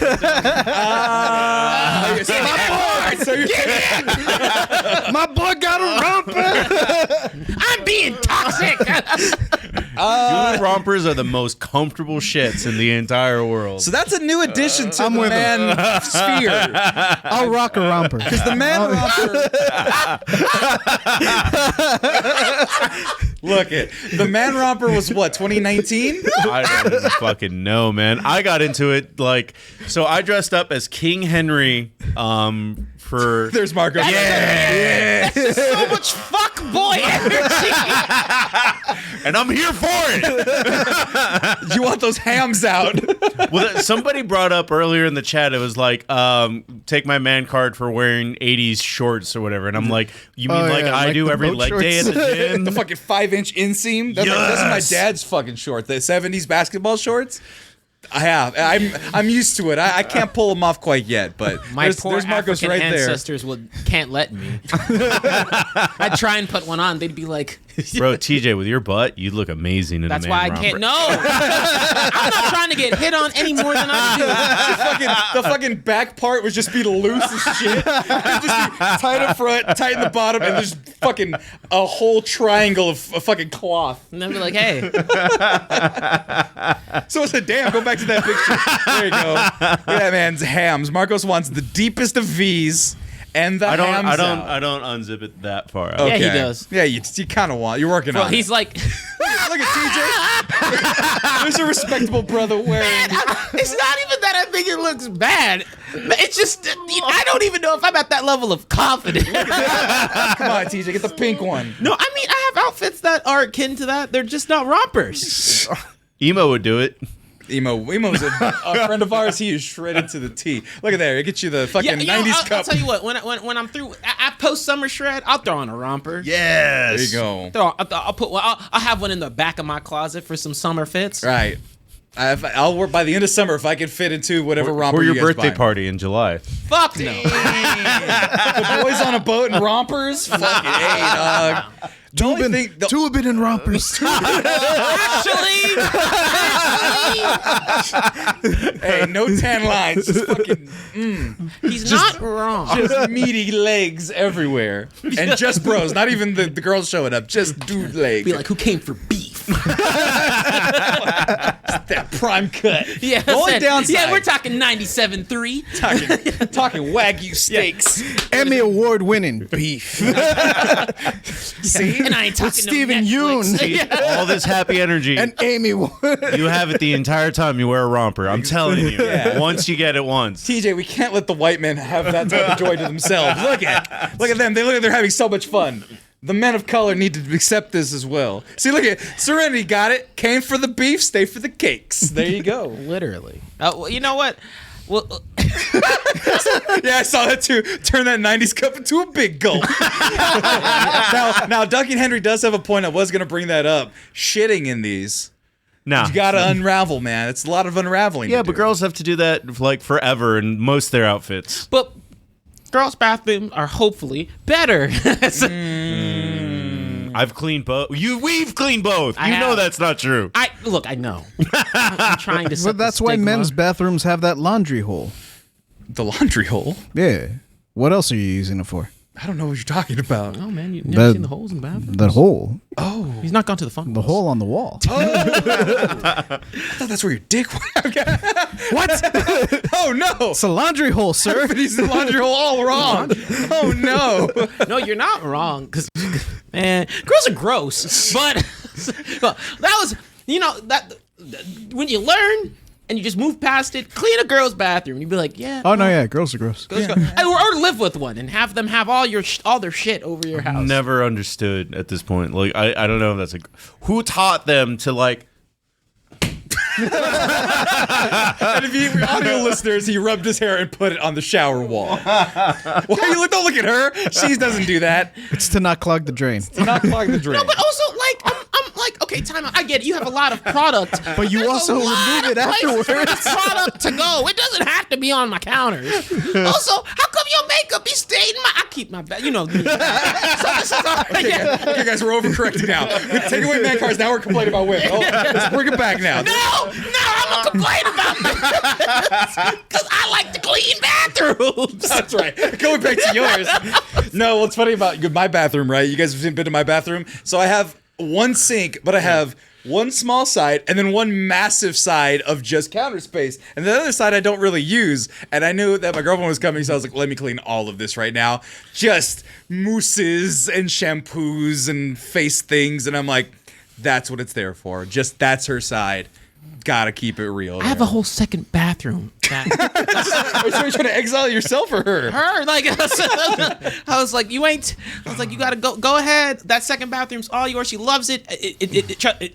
Look, secret number 17. Man. Make sure if you're in a relationship, I don't care if you're struggling, 2-bathroom home apartment. Figure it out. Trust me. Thank me later. By the way, I think the ladies, the gays, and the theys are getting turned on by this conversation. A lot of meat going on, a lot of beef. Also, OCC, Mark, do you have any sisters? He asked. Yeah, I have a sister, but it wasn't my sisters knew what to do with their hair. It's people that I've dated after that were just, oh no, I've never dated my sister, but like, people that I dated, I was just very much like, God damn, like Maggie, it falls off. Okay, do you know how much hair I have? No, it shit gets everywhere. I'm just how? It does. This is why I want a Roomba. Like I'm no, because look, it's also like me getting past. Because I remember black hair. I know how to deal with this. Michaela has effervescent red hair. So but that shit gets in the freezer. That shit. I had, Dude, you're Has that happened to you? Hold on, my girlfriend laughed at it, stuck in the freezer, and she started cracking up. Has that happened to you? Yeah, Get in the freezer. like I had an unopened box of shit in the freezer. I was like, how the fuck did it get in here? I was like, mad. Hey, honestly though, I feel that way about your guys' fucking hair. I'll be like, there'd be a long black strand of hair. She hasn't been here this long, so like, I'd be like, JJ's hair is in my sock. What is this? It's like that opening of Forrest Gump with the feather. Like it just flows everywhere. Like, you might not see it, but like as we're moving, the follicles just like. And then it just lands on shit and sticks to shit. And like, I promise you, if you are ever like eating something and like, damn, there's hair in my food. No, it's not the restaurant's fault. It's your significant other for their long hair. And I can tell it's Michaela every time because it's red, because it glows. It's just like, right. I'm like, okay, this is you. Yeah, I got my beard in my food, but that's your number 4. 3. What the fuck? I got lost. Fucking rompers and Yeah, you got to order one now. what, a romper? Yeah, dude, you're a 3X. I'm pushing 3X. I got to get a little more down, but hey, I'm fucking down. I don't No, care. dude, I'm a 2X, like because of size, like it's a height thing. It's not a matter. No, my romper's gonna be tight and fucking ball height, maybe, perhaps. I don't know. We'll see. good. We'll see. Gotta do some 2-inch squats. inseam. What I will say is style-wise, I'm totally fine with the coloration of rompers. I like a lot of expressive colors. Yeah. You have dark black skin. Everything looks good on you. It's not fair. Oh man, dog! When I discovered the secret of salmon on me, Fucking pastels. bro, pastels. Ooh, I like them out. Seafoam green, baby blue, salmon. I'm delicious. You go to fucking Miami one time. God damn it. I was like, Easter was made for me. I was like, it was perfect, dude. Oh, fun story that I just found out through Nicole this morning. There's no gas in Miami. Oh shit. They had a whole bunch of flooding, and basically all the shipments are delayed. And Right. she's like, "I got to take the trains." Oh my God. around town. Like some kind of animal. What am I, a whore? But anyway. Yeah, I took Jebediah, my horse. Fucking ankle water stallions and shit. But anyway, my number 3. My number 3 is apt for my girlfriend visiting. This one is, you can guess it, and I guess this is in the context of what a traditional man doesn't want. My number 3 is fucking smooches, dog. I fucking love getting smooched all over and affection, like physical affection. Like guys are supposed to be like, whatever, toots, I'm gonna fuck. And I'm like, that's fun and all. But like all the other time, you're not just fucking all the time. You need fucking smooches. No, not Jesus, Felix. Good God. No, audio listeners only. Or video watchers only. Anyway, no, but I love me some physical affection, man. Cuddling, holding, caressing. For me, like, I'll do it for them, of course. But for me, though, like, fucking back of the hand to my, the back of my head, like the fuzzy when my hair is a little short, I fucking die, dog. Kiss behind the ear. I love that type of affection. And I, like, it's not manly to say that, to be like, oh, yeah, I like getting smooched. No, I fucking love that shit. It's fucking awesome. Hey man, Little Spoon's cool. Little Spoon backpack? Oh, a jetpack? It's fucking great, dude. I will say that this is first one on my list. No, we're just not. My mom told me one time, she was like, because I gave her a hug when I came home from college one time. She was like, "What's wrong?" Because I'm just not a touchy feely person, like not physically. Like I don't mind. Like I have to. How do I describe it? I have to be in the mood. I've learned to deal with it, but. I learned to be touched by my loved ones. Dude, I like, it's a lot. But one thing I do appreciate. I was just gonna rub your neck gingerly. Like, no, I'm not even kidding. Like, my whole body. sock in the jaw. Just got sock in the jaw. Sam was homeless for 2 seconds. Like my whole body like convulges like Yeah, like that. yeah, like nah, because someone snuck like because sometimes my roommates when I had roommates they'd be like, oh hey, what's up, and like touch me like, and I'd like. So I had to get over it, but my mom's like, of course but like everyone in my family will tell you, like, unfortunately, Michaela will tell you, it's like if he's being all huggy and whatnot, either he wants something or something, something's weird, Right. But I've gotten better about it. But one thing I do appreciate was my dad. And my mom would always, say I love you and would give me, and it would kiss me on like the cheek or something. Right. And so my dad expressed that sort of like it's okay to be very like and this is totally different. Like babies, oh man, I don't. When my little nieces and nephews, I'm a fucking dog. I'm a cuddle machine. Cuddle machine. I want to hug them all day. You got it. So my no, time out. No, I don't need therapy. Some people can just not like being touched. It's okay. That's right. So you need to be in therapy. It's like, You no. like being touched. Like I just don't like it. I accept the love. I put it on. Like I don't like my mom doesn't. It doesn't freak her out or anything. It's just like I don't like being touched that much. But that said, like my parents were very like they were very affectionate and were very honest with it. And it was cool to see my dad, who is traditional African man, still be like, yeah, love you every phone call. Cause she like whenever we leave, something like that. Right. Of course, until you get to like high school and he's like, all right.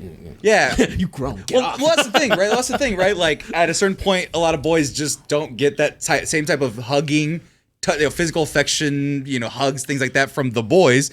Like I said, in high school, it became gay to kiss your boys goodnight for some reason. And guys need a little bit of affection like that. And so, like, I would say the worst thing that happened during COVID, beyond just the fear of COVID, was the fact that I didn't get to hang with you guys and get, like, the bro hugs, or I wasn't close to my family to get, like, just the casual, hey, good morning, love you, mom, bye, I'm gonna go do a thing. And so, now that I realize it's super valuable to me, I'm super open about it. It's like, yeah, I need my fucking hugs, dog. I need my physical affection. And so, what? No, nothing. Just the way you worded it. Yeah, I go back home and I get hugged out by my nieces and nephews, my mom and stuff like that. Hug my dad, and all right, guys, I'm out. And then I go a couple months without hugs, and then you come back and you replenish. So that's my number 3, though. Whoa, no, I gotta address that. What? I am in there. I go to therapy too. I do too. It's fucking great. If you've heard me on other podcasts, I am a very big advocate of it. And no, I don't think there's some hidden meaning behind it. I don't get any sort of like. I'm big on daps. I'm unclear on everything else. It's just a personal thing. It's not that I don't like love. Yeah. And does it ever seem like I'm not an affectionate person? Yep. Yes, it does. Yeah. Let's fucking figure it out, dog. I'm kidding, but no, but like it's like a lot of the times it's if you talk to me, I'm always there. Right. Like, I do kind of understand like Sam's gripe of like we're all like thorny people over here. We're all hedgehogs over here. Yeah. I'm not super touchy. You're not super touchy. JJ's not super touchy. Tommy's definitely not super touchy. Yeah. And I'm over here like, hug me, brother. but I like In my defense, my dad expresses love through violence. So that's another element, which is what I do get from you guys, is like you had older cousins and stuff. Yeah. So you roughhouse. Yeah. You have some brothers, so you kind of roughhouse. Yeah. So if I nudge you, and I don't nudge you because I'd knock you over, and that's mean to do. but I like Try like it. I think where this doesn't apply is like I'm a Do it, you like, touchy-feely bastard. Next time I shoulder, fine, Jay, don't get mad. Next time I shoulder check you into my wall out of love. I am a big what is it? Shoulder check him and just Where- miss. Put a whole elbow in the wall. Fuck. Like dap ups don't ever like like dap ups don't like. I feel like that's a culture. Like I'm literally like. Do the extra little lean in. I do all that. Right. So I never Ear to ear, baby. Ear to ear. No, I just But I think it's a coordination problem, but like I definitely just not physical touch. Yeah, I definitely am jealous of like friend groups that have like a cool handshake type of thing. we can invent one. It's very easy. I can establish that. Yeah. Just patty kick it. But you know what? To exchange serenity, to tell you, like, because I mean, I am like, yes, my love language definitely not physical touch a lot of the times. Semicolon, however, comma, unless you're babies, in which case I love little. Unless you're babies. I love dude. I am a simp for my nice nieces and nephews, dude. What do you want? You got it. Like literally, it's like they climb all over me. I love it. My love language is quality time, just because time is such a important thing to me. So be sure to subscribe to the I don't like Excellence and give gifts. TJ the quality time he deserves. Yeah, I love time. Like, spend time with me. Be near me. Just don't be touching me. And now, is this your number 3, or did you already do number 3? It was your number 3. My number 3. You're on your number 3. I was my number 3. Yeah, I was your number 3. What's your number 3? My number 3 is actually going off of JJ's to a broader extent. Y'all, look, men were made to drink more than just whiskey straight and vodka. I love all types of Yes, drinks. that's why God invented stouts. Man, like gin. 'cause, Yes. like I was so blessed with being like a bartender pretty early on to get that stigma out of my veins, because I did not remember in college the only beers I was exposed to is Lone Star, which is just water. It comes from every Texas tap. Right. Like, if you want Lone Star, just drink the faucet water. Exactly. Yeah, that was the problem with my first apartment. I thought my washing machine was broken. No, that's just how it Lone comes Star. out. Just Lone Star. When you said it's a cold, it's just Lone Star. Man, I wish I could like gifts. I don't hate them. It's just I didn't grow up with birthdays, so Yeah. it's still a weird concept for me. Right. It's why now you're just holding an event where you lord your power over everybody and make them eat shots. Hey man, but at the same time, I like to treat people on my birthday. Right. But no, when it comes to drinks, like all the fruit flavors, give me all the colors. Give them an apple teeny. Give me the umbrellas. Give me everything, because those drinks taste good for a reason. It's okay. Like I like. Let's not even get into rum. Rum mixes so well with so many different Mai variations. Tais. I love Mai Mai Tais are Tais. so good. And when I think of oh man, I got the itch, because remember, don't drink during the week. Cocktails are so tasty. And, one of the best parts about kind of these most recent years it's just more socially acceptable. Yeah. Because White Claw, thank you. We do fuck with the claws. Yeah. The seltzers came in and said, all right, we're switching up the shit. Right. Now everybody, now it's just fine to drink Yeah. a lot more options and variables. But y'all know me, I'm a cider head. That's how I really got into more canned drinks, because I was like, I don't fuck with beer that much until I got a bit older and I sat down and was like, there shouldn't be an alcohol you don't like, and went full toxic. But no, like getting into Austin East ciders, which is now my Bud Light, and getting into some other cider like Ace Cider, Ace Pear, Ace Pineapple, all those were like a gateway for me to be like, cool, I like to sip on things and have that in my kind of comp. Because I wasn't a Natty Light, Budweiser. I still can't really do Bud Light. And then Dose was too expensive for my blood, because Dose is a beer that I do like. With a lime, if you're drinking Dose straight, you're a criminal. I drink everything straight. But You're a criminal, according to TJ. nah, smooth and He's sweet, accurate. smooth and sweet cocktails. Yeah, like you had mentioned, I like sweet. Like literally, give me something sweet and tart, I'm gonna knock it out. Sorry, Aereo Panda. Fuck yeah, give me a smooth, sweet cocktail. Why my throat and chest gotta burn every time I want to drink? It's straight up. It's like, yo, time out. It's okay for a drink to not remind you of the hard times. It's like make you want to drink a cigar.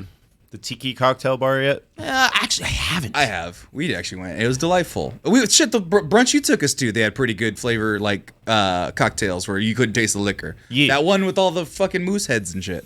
I was gonna bring up the breakfast shot as a. Oh yeah, go ahead. The breakfast shot was whiskey and I forgot the schnapps, butternut schnapps. Is that what it was? Yeah, butterscotch. Butter. So with the orange juice and bacon chaser. But you know what men would do? That's sugar. why isn't this whiskey smoked?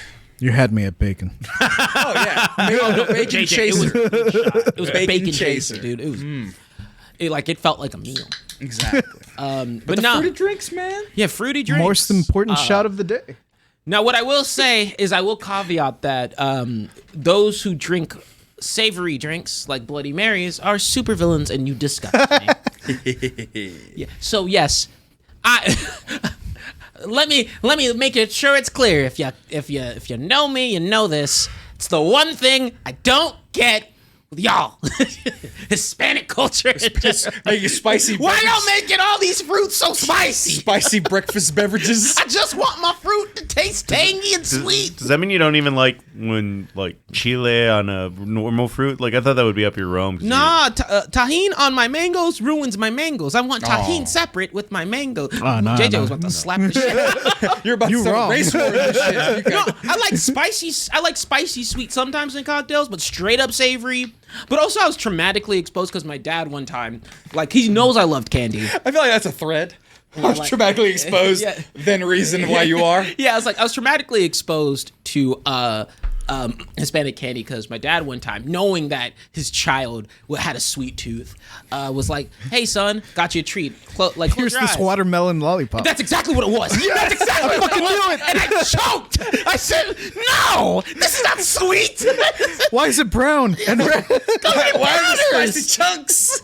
All the chunks. So like after that, it just that set me up, dude. Actually, JJ, that's legit the what it was, and he knew he was fucking with me. Fucking knew it. It was a trap, everybody. Child abuse.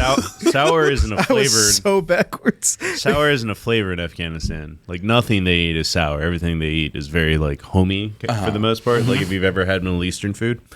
So in general, like you can give them like a Skittle and they'd be like, "This is too sour. I don't like it." Oh my god. Oh, Yeah. you live off of sour candy. See, I can't do something. So I also can't do just sweet. Something with a little tartness for me. Like it's why there's some candies that are just straight sugar, and I'm like, put a little tiny bit of citric acid for me. Oh yeah, I had never actually made it to the watermelon part of that lollipop. Like I would lick off all of the chile, and then I'd be like, "Mom, here, take this. I don't want it. so- This no longer pleases me." So Afghan kids can be assholes. Like throw rocks at you, assholes, kind of thing. Fuck that kid. So And the worst part is that watermelon lollipop is good. It's actually really good. It is. I've tackled this fear. I had to have a hard time with Oh, they sell it without the chile. So I used to hand out. If we ever were in a village where we got rocks thrown at us, Next time I go home, I'll bring you back a next bag. time I went to that village, I would hand out Lucas and Tamarindo. Oh, you violent bastard. Why would you torture the children's? Because they threw rocks at us. He said, "Fuck these kids." It's okay. Now they're immune to COVID. It's fine. The lead fucking made their stomachs ironclad. That's how it works. Internal organs. are I've now- never gotten it, and I lived off those fucking lollipops. The secret was the lead lining in your body all along. And with that, we're going to take a quick commercial break, refresh our beverages, do a quick ad, and with our top twos. Be right back. Hey, everybody, welcome to the Manscaped ad. Did you know that over 4 million, 5 million, 6 million, 7 million, 8 million people have trusted their balls with the products of Manscaped? And you are part of the select few. That's right, you watching right now, that could get Manscaped products sent directly to your door for free using coupon code MEX20 to get 20% off and free shipping on all Manscaped products, including what I have right here, the Beard Hedger.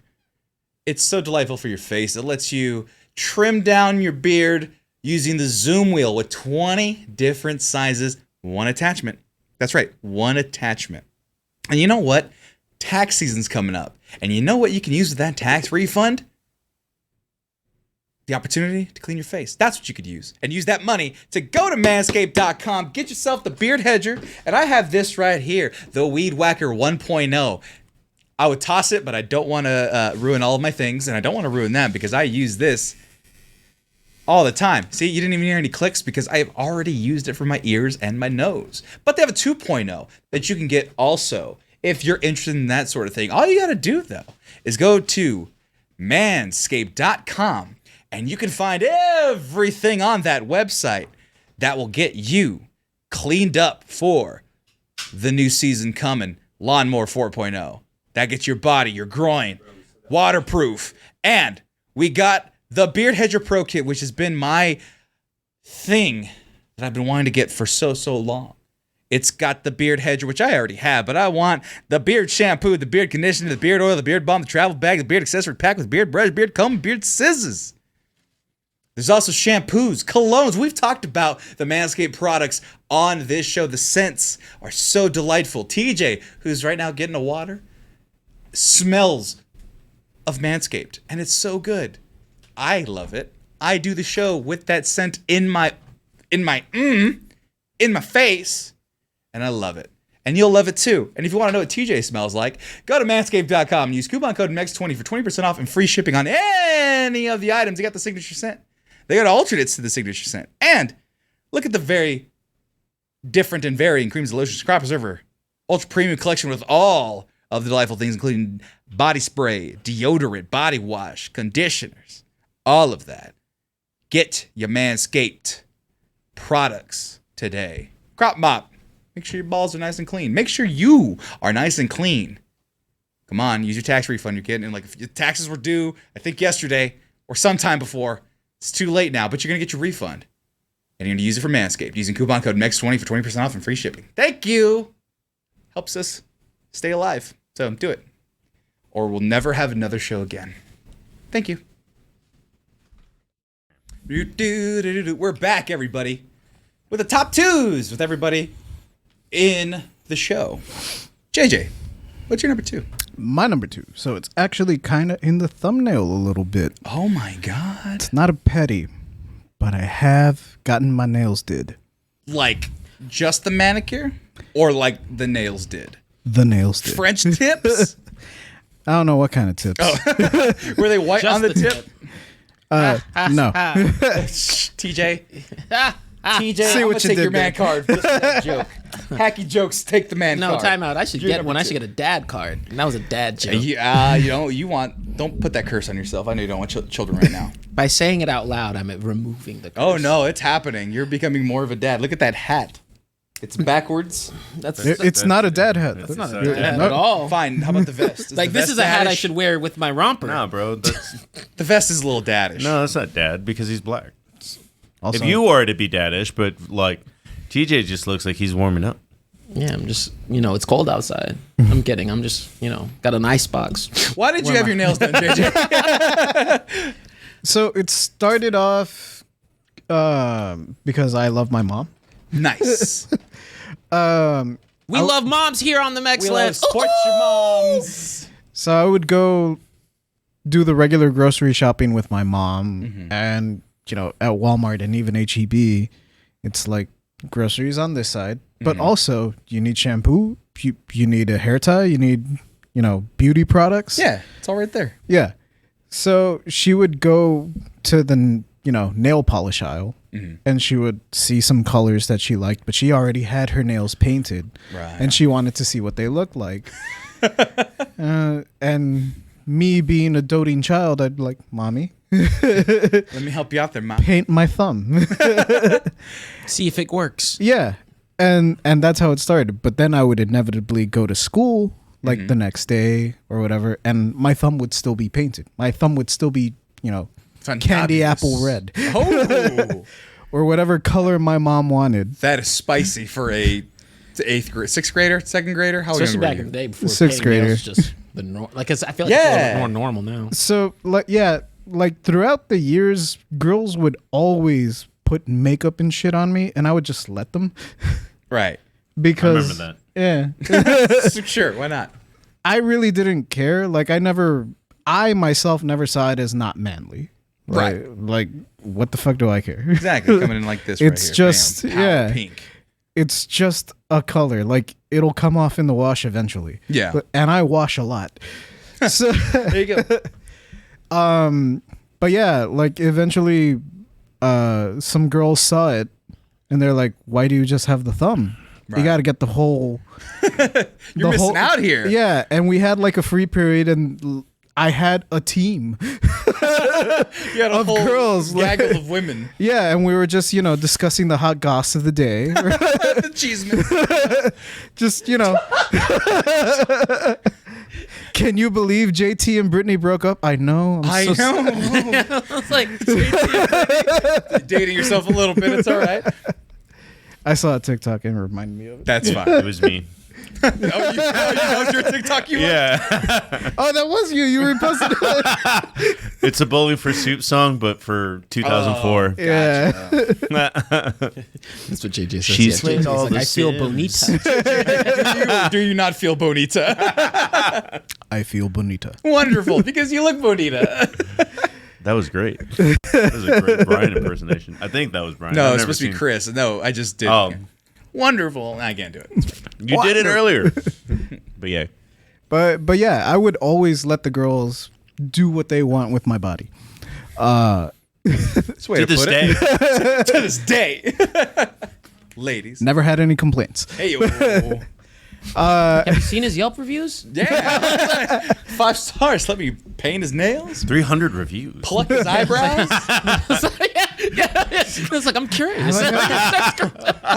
How do you get? I don't think I've ever had my eyebrows threaded or plucked. I had Actually. them plucked. So I was in had the 'em same plucked. boat. There was a girl in college that I had a crush on, and she plucked my eyebrows and then painted my nails black. And then I immediately the next day I was like, "Oh fuck, nobody can see this." I was full of shame. No, but I have had like pretty much everything done to me. Right. I've had my nails did. I've gotten the shadowy eye. I've gotten blush. I've gotten lipstick. Yeah. It got to the point where like around 7th grade, I could tell what kind of makeup they were using based on like the aftertaste of my food. Yeah, you used to be like, girl, did you use that cheap Because, like- foundation on me? Yeah. Because some of it would like end up on my hands and stuff. So like if I grab my sandwich, it would be on my bread. I'd be like, this ham tastes kind of funky today. You're over here talking about this is some grocery store ass shit. I need that Sephora Yeah, shit. he was like, is this not Ulta? Ulta, that's right. Yeah, he's like, hold JJ up. walking out of 4th period like this. She's looking fabulous. I don't think Ulta was nice enough for you to go past though. Nah, you're, shit. You're comparing dollar store and Look at JJ. They gave your hair a perm and everything. Look at that. She. Chichi what was Rodriguez. what was the girl store? Tiffany's. Where like Tiffany's Louis- is diamonds. No. I forgot. Claire's? Claire's. I got an ear piercing. Claire's. Also, time out. Speaking of diamonds, just a quick caveat because it made me think about this thought process, this tangent. I went into a store because I wanted a chain. And I will say it did make me feel really good that they assumed I could afford some of the like this. They brought me a chain. They were like, "How much?" And I was like, wearing it. I was like, "This is pretty nice. I like the weight." And I was like, "How much is it?" They're like, "It's $4,000." And I said, "Y'all thought I could wear this? That's sweet. I appreciate I this. appreciate that. I wasn't looking like I kind of live a lifestyle to where I'm rarely. I be like I'm big on all these. It was a reverse Pretty Woman where you're like, No, I have money. I do have money. I do, but I do got the dolos, but I don't want to be spending for $4,000 on what? Somewhere around my neck so it can get snatched? Fuck no. But I was trying. But my man, first of all, jewelry be expensive. So shout out to women. Like yo, Shout out to jewelry. like, but also, it made me feel good. And sometimes I understand and immediately understood why some girls might just window shop at some jewelry stores. There you go. Because it made me feel really good. Right. And I'm glad I don't have to pay for makeup to fix my face. I just grew a beard. So, because that'd be No, very dude, expensive. I'm totally at a point where I've like, well, this didn't make my list because it's just fucking healthy Maintenance. maintenance at this point. But I do have a skincare routine. At this I point. need one. My Well, face is actually- greasy as shit. I'll talk about it on my number 2 because JJ, we're on the same tandem. Mine's like a different variation of what you said, but nah, dude. Like I think it's important to just look good. And actually, don't you want to be on JJ where he discounts first dates or leaves first dates completely because he's like if their foundation doesn't match, right? Now you have a skill set that nobody can take away from you. The fact that you can recognize not only like what they say and what they do, but like the inner workings of their upkeep as well. Because you're over here not only with the makeup, but with the fuck me pumps. You know what type of shoe they wear, what kind of grace they have, maybe. He's So like, why won't you go on a second date with me? Well, girl, you showed up with some chip nail paint. nail paint, you got used two flats different- on. What? You have no used two effort. different colors and that blush. Really? Come on. Right. that's some Dollar Tree shit. Yeah. You say Sephora, I say Crayola. Like, come on. Move it along. Right? Really? Really? Plum's not your color, yeah. honey. JJ, that brings us to your number 2. Wait, no, Wait. ends your number 2. Marcos, that brings us to Dude, your I really want you to exude this energy on a date. Just like, You thought you could fool me. Why do you think JJ's single? All these half-stepping Austin women over here with their kombucha flavored lip glosses trying to impress you. I was like, you're making shit up, but I'm like, I'm gonna let him go. Keep going. I brought it back. Keep cooking. Hey, kombucha flavored lip gloss. That's a thing that I should invent. ooh, girl, your list tastes fermented. You put the pro in biotic. There you go. Marcos, you're My number gut 2. health feels so great making out with you. Go ahead. Going back to movies is why I had to separate it. I really like a good rom-com. Ooh, and that's why you're mad that they don't make them as good as they do anymore. Well, in general, I feel like Matthew somewhere McConaughey only had so many in the Right. tank. somewhere after 2008, a good comedy itself, period, is really hard. Like I can't remember the last straight comedy. I don't mean like a Marvel movie that has comedic moments. Right, Like, you're talking about like the one that's coming out. I'm kind of looking forward to is The Machine with Burt Yeah. Kreischer. That is a pure classic comedy style movie. that's a good example. Like the Hangover, Bridesmaids, and those movies are 10 years old. Right, But it's 15 just at this point almost. Yeah. Yeah. But like those are examples of like it's really hard to make a good comedy. In 2000 to like So for the record, though, Hangover 3 is 10 years old. So not even the first one. 2003 to like so Game Night probably would count as a good comedy, pure comedy. But I don't know if it's a good comedy. I didn't watch it. It's pretty good. It's very good, actually. But in like 2000 to like 2008, they were just like teenagers are dumb. They did what they did with horror movies now, where it's just like it doesn't matter what it is. Teenagers will go watch it. They'll watch The Nun. They don't give a fuck. They'll Right. watch this. It doesn't matter. And they were doing that with rom-coms. And it's like these idiots will watch from Justin to Kelly. These Right. idiots will watch this. And then Lifetime's pumping them out like crazy, too. Yeah. It's Crazy Rich Asian. No, because it's censored in the chat. You put rich crazy Asians, and it was like, "Are you sure you want to allow crazy Asians?" It seems racially insensitive. My fucking bot, was like, Yeah, "Okay, who knew flipping those words could mean very different things? rich crazy Asians is much more aggressive." Yeah, I actually than kind of want to crazy- see that movie. We have money and we're crazy. I think it's I mean- just a triads movie. If The Hangover was anything to go by, it's gonna be awesome. Rich crazy Asians. That sounds like one of those parody films that you would get from like movie 43. Rich crazy. I'm chat GPTing that later. Make me the plot of rich, Rich crazy, Crazy Asians. Did you mean crazy rich Asians? No, I didn't. Yes, actually, Yakuza the movie would work. So, what's like a solid one for you that you like rom-com? Well, Crazy Rich Asians is a good example.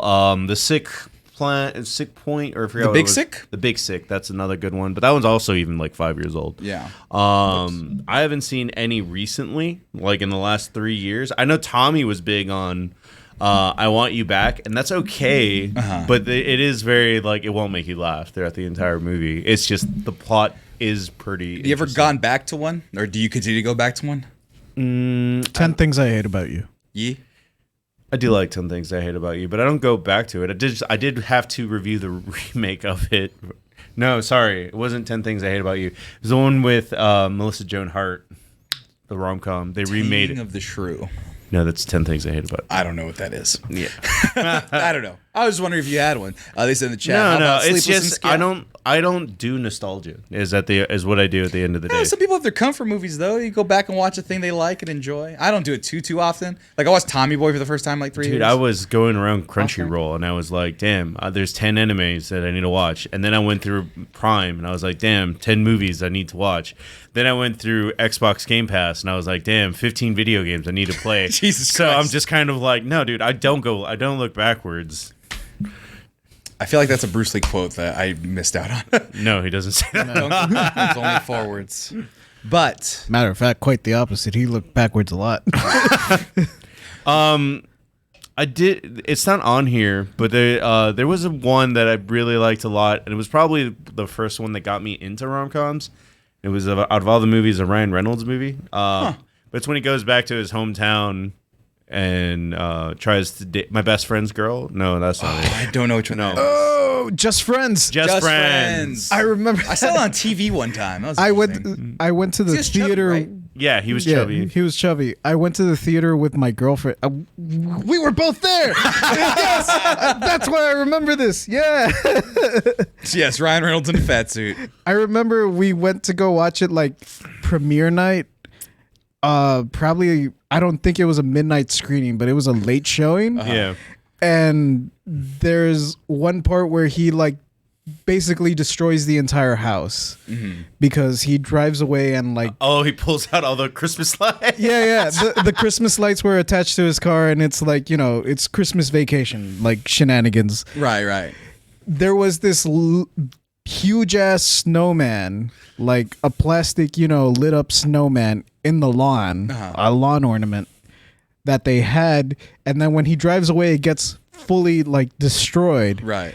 But in the next shot, like in the aftermath, the snowman is frowning. They swapped out that prop. Yeah.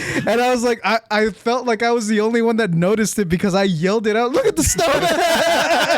That snowman. Yeah, I mean, I'm with you. It just seems like the hardest genre to write because I've thought of some really dumb ideas that I'm like, I can't write this for 90 pages.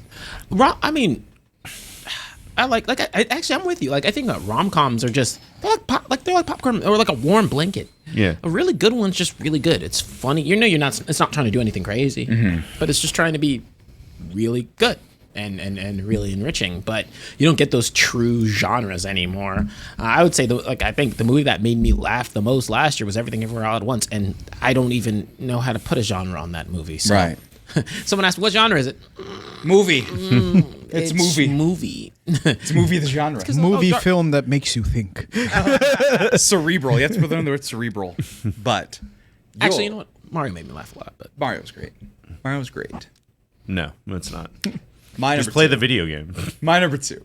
I don't want to Which do one? this. I can play all the video games or just watch the one movie. Exactly. With all the video game references, all in an hour and Like you 8 said, I minutes. can't look backwards, Mark. Only forwards all the time. You would have passed all the Mario Disney games. rom-coms are where it's at, is what he's Serenity's saying. I kind of don't. They also don't Disney do those decom, either, really. No one falls in love in Encanto except in the back. Hey. nah. He means Coco decom. doesn't He really means have some, a romance plot. He means Disney Channel. We know what you're talking about here. And we will stop you there because we'll go, and this will be a 3-hour show. No, I don't give a fuck about. No. Time out. Disney Channel movies are okay. I just know the songs from them. Relax. Yeah, dude, Johnny Tsunami is great. Tsunami was great. Was really good. But speaking We of talk all about the Brink songs, a lot. we do talk about Brink a lot. We were talking about Christina Vidal like 2 minutes ago. But that brings me to my number 2. Speaking of songs, you were talking about, poppy, overly sugary songs. I like overly sugary songs. We've already talked about that. I like my musicals, but this is different than musicals because musicals are very showstoppy and fantabulous and all that stuff. This one's a little harder to admit, but it's a twofer. My number 2, I like overly sappy love songs. Like I love the gushy stuff, like not just R&B either on your knees and begging and praying. I'm talking about like that 2007 like Daniel Bedingfield type, Elliot Yamin ass fucking mushy Jason Mraz. Jason Mraz type is good shit. though. Jason Mraz is good, but he has some real mushy love songs // girl power songs. Sometimes a good girl power song, I'm like, I get the hype of like rock music, rap music, things of that shit. But when Shania Twain's like, "Let's go, girls," I'm like, ooh, I want to be a girl so bad in this moment because I want that thrust to action. I want that call to be like, all right, time to hit the fucking dance floor. Dun, dun, dun, dun, dun, dun. Boom, boop, boop, boop. Like we don't. We do have It's it. a thrill. It's metal. Fuck metal. No, metal metal's- is lame. No, dude. Metal takes itself too damn seriously. No, it doesn't. Absolutely. There's a band called Baby Metal. Now, but when I was growing up, everyone was like, Before. Megadeth and Metallica. When you were growing up was when Cleon Sloan fucks with me listening to those girl power songs. No, there's nothing wrong with girl power, but I'm just saying there's nothing wrong with metal, and it doesn't take itself seriously because you grew up in a time where Linkin Park was just like rolling, like. But no, that was Limp Bizkit. Linkin Park was crawling in its skin. All right. Linkin Park that wasn't metal. That was, Korn doesn't even have lyrics. It's just. But I think they were trying to sound too cool. Point is, they weren't. They're all nerds. but I can fuck with a rap song, a rock song. I fuck with them. I'm not disparaging that shit. I'm just saying, for some reason, sometimes like a Dolly Parton talking about some shit where it's like, you fucking go, There's girl. no way you've listened from 9 to 5. I've listened from 9 to 5. I actually discovered Dolly Parton more recently in my life. I was like, man, this Jolene song's really fucking good. Have you guys heard this? Like literally like 3 years ago. And I'm like, oh fuck, Dolly Parton's got some fucking jams. And so like all of that, like Dolly Parton was at a metal fest. Huh? What are you saying? She opened for Metallica. That's because Dolly Parton is a goddess. She can Yes. do what she wants. I agree. That has But nothing to do that's with also Metallica. metal not taking itself too seriously. You don't know. You just can't deny Dolly. Yes. Like it doesn't matter who you are. Right. But Dolly didn't book herself.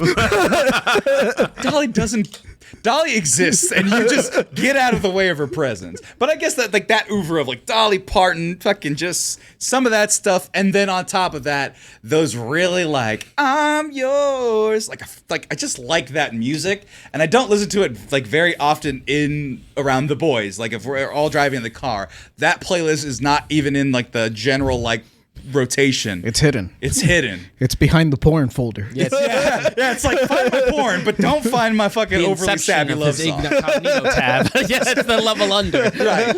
It's The tab you can't even This access. is the one he turns on the VPN for. This is the calculator app that opens into a file save.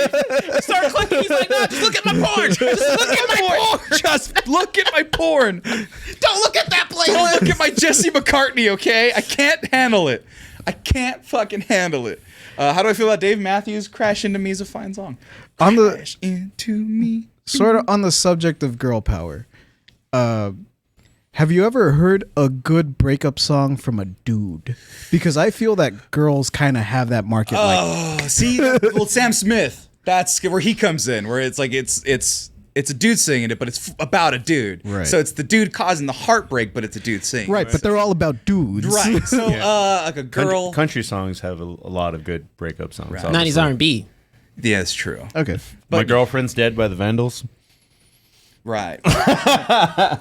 Yeah, but fucking Jolene, man, I'll be singing Jolene. Jolene, know what? please don't take my man. What I'll give you, maybe to get like a chorus, I will throw on a lot of K-pop. I don't listen to it personally, but every time it's in the background, anytime I'm eating Korean, Korean fried wings, we're at a Korean restaurant. But K-pop's weird because I don't know what goal they're going for. There's so many different avenues with that. Yeah. That just comes from the lab. But Jesus. no, when it comes to girl power, like there was nothing. I mean, I don't have any issue with it. I just have an issue when you put it on a podium because it's just like every flavor is great. But I mean, I have. But because friend, it's forbidden. Like I'm not. It's for girls. Nah, bro, but I I've danced want a it. lot to Kesha. It's okay. Oh no, no. Like enjoying it is one thing, but enjoying it like I'm like it is like that other level where I have that little bit because it is forbidden because I'm not supposed to like it because I'm a dude. I'm a big ass dude. I mean, I get where you're coming But like from. that's the middle school me in me, right? Like Okay. that's the boy in my internal monologue that's like, this is for fucking girls, and I'm over here fucking whistle tones with Ariana Grande. I'm like, you get it, girl. I mean, I had friends that would set up their truck to Roar by Katy Perry. Well, that's because that's a bomb ass song independently. But that's the most like girl actually someone power brought that up song. in the chat, right? I know it. I fucks with it. Yeah, see exactly. It's a jam. It's a fucking jam. No, I don't think we're disagreeing. Oh, I know you guys. I can't. It's infallible, untouchable. I mean, because I mean, you know what? Yes, love what you Jolene, love. Jolene, please don't take my man. My number 2. TJ, your number 2. Going literally bouncing off of JJ, I get manicures and pedicures. Fuck it. I spend money. Is that your number 2? Yeah. I Oh, do. I'll tell you, like, because that's the thing. That's one of the ones I didn't put on mine because it's like, it's fucking maintenance. It's maintenance. And may I preface it with something I experienced myself Yeah. real quick? You gave me a coupon code or a coupon pamphlet for my birthday that you got for free for like a free, I think it was haircut, whatever. It was like an exclusive Gazebos or something. Yeah, gentleman's club thing. And the whole thing was like you paid $200 a month to get like 5 manicures that were called like man-icures, and then like the pedicures were called like foot maintenance, and the haircuts were like tune-ups. And every like feminine, and like the face wash was like a man detail. Like every feminine, like kind of sounding thing of like a face scrub, a facial, manicure, pedicure, the things that already have names, they invented a male fucking name for it, and it was so fucking pathetic that I was killing time with the owner, and I was like, yeah, this is kind of fucking funny that they put all this fucking shine for guys to wash their toes and clean their hands. And he was like, yeah, and then the person told me he was the owner, and I pretty much shat on his entire brand. So I never went back there, but TJ, you're fighting that shit. You're like, give me the petty. If it's any consolation, first of all, look, as dudes, these things, they grow. And sometimes they need to be clean. And this actually kind of goes along. So it's manicures, pedicures, and I'm a big proponent of spas. Oh, yeah. Treat yourself, first of all, because your skin will thank you. You want to know the reason why. I'm a firm believer that the reason why the life expectancy rate for men is typically lower than women is because we don't do the things to relieve stress and take care of ourselves. Fuck sunblock. That make sure that we can last as long as we can. Now, I already have plenty of things going against me, so I should make sure that I am, taking care of my nails whenever I can. Alongside, I'm not saying I go to manicures and pedicures all the time, but I do more frequently than the average bear, the average person. And so with that, right, I don't know, man. It's nice to get your shit clean. Yeah. Nice to make sure that you're taking care of yourself. Nice to make sure that you're also like spa days. If you have not gotten, I'm talking a sauna to cold bath to like warm, hot.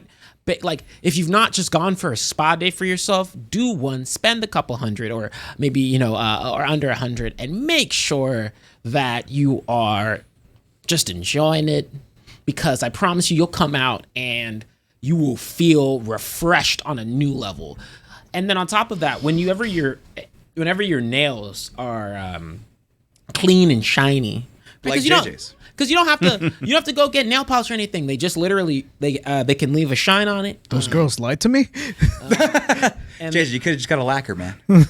And you can go ahead and it makes you feel good because it's areas that as a guy you weren't traditionally taken care of. Right. And if you can afford it, you can afford the means, I definitely recommend it. Okay, but number 2, nice and short. It's just it's fucking hygiene. Women don't like, if you enjoy women, don't like yellow fucking toenails. It's fucking gross. All my uncles had them, and I don't want that shit. JJ, now we bring it to the final lap. Uno. You're number 1. My number 1. Real quick, throwing out an honorable mention. Of course. Mostly because I forgot that this was on my list. And I think I replaced it with something else. Fair.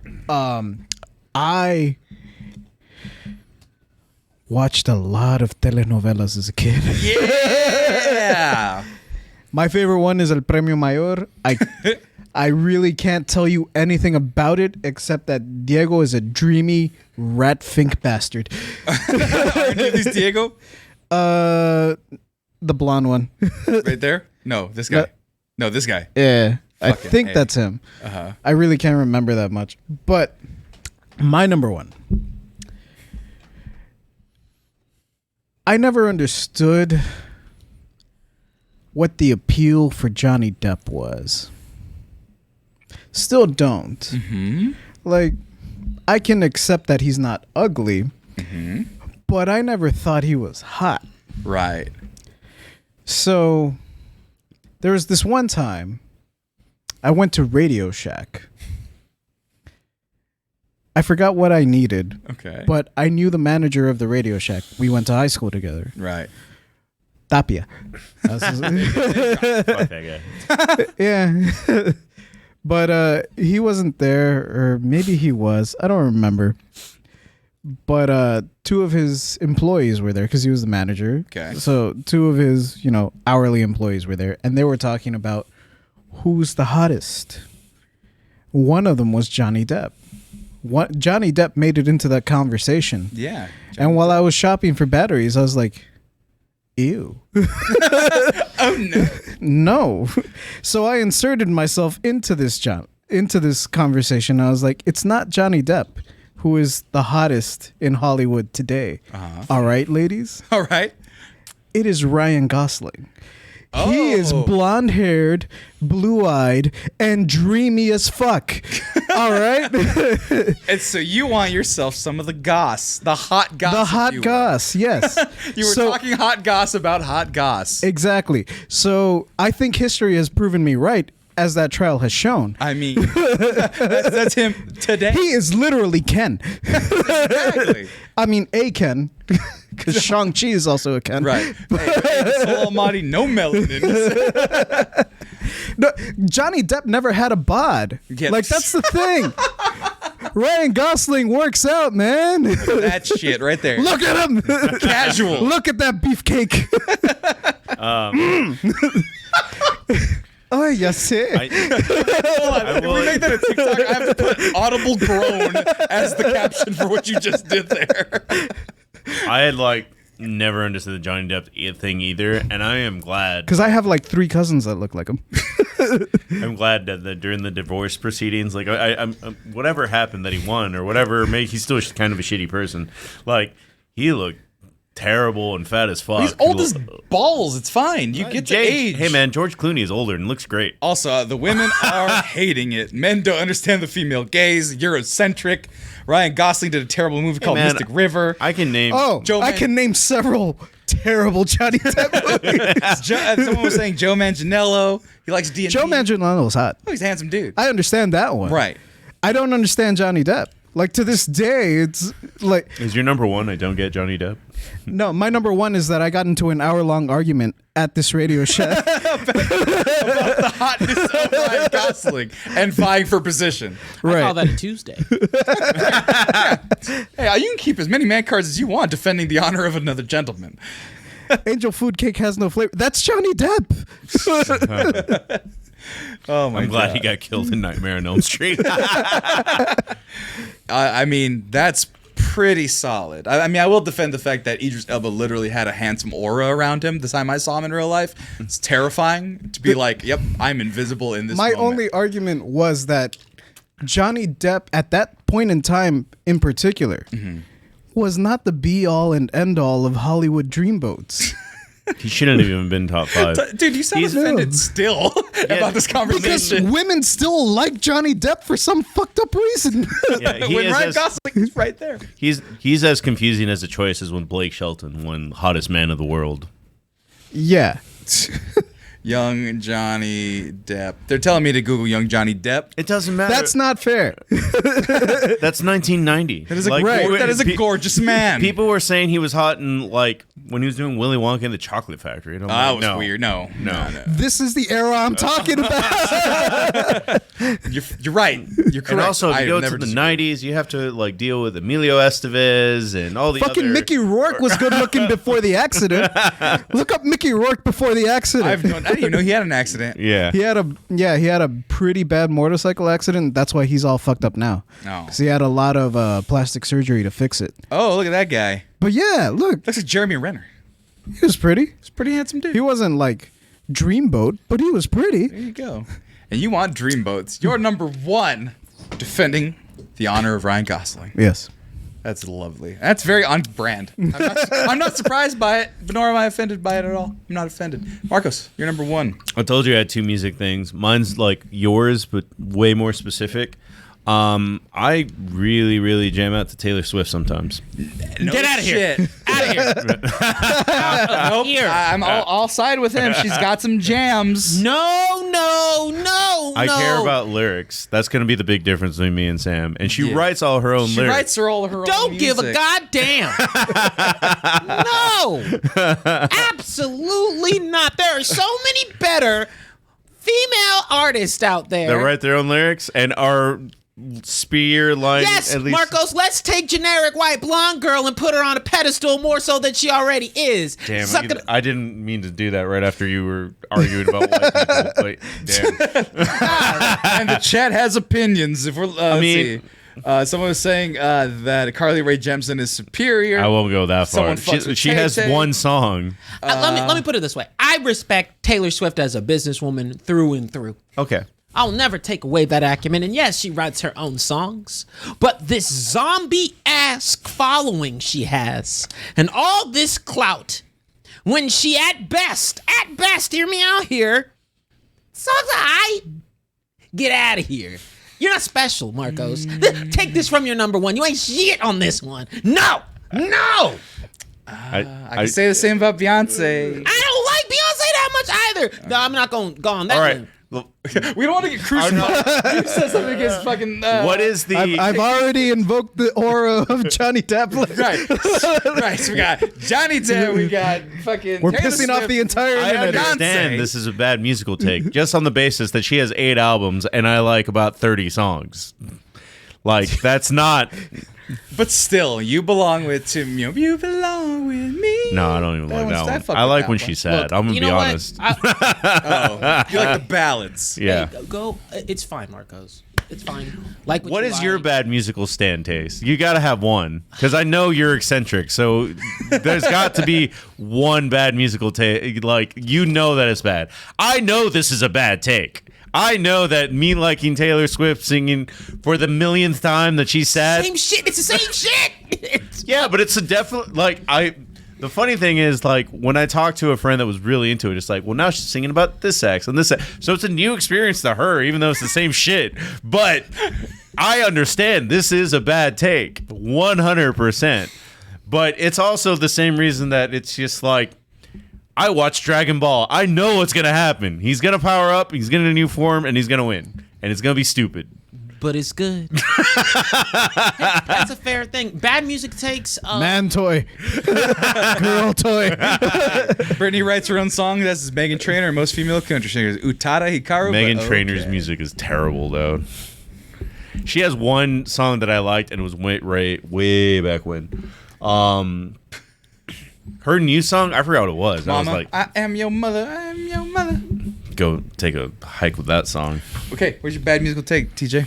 I don't think You I'm have- radical. I like a lot of I just like so much music that I mean Disco Duck. Do you enjoy that song? I don't know. Think I'll about think it. about that. Think about it. Give me a second.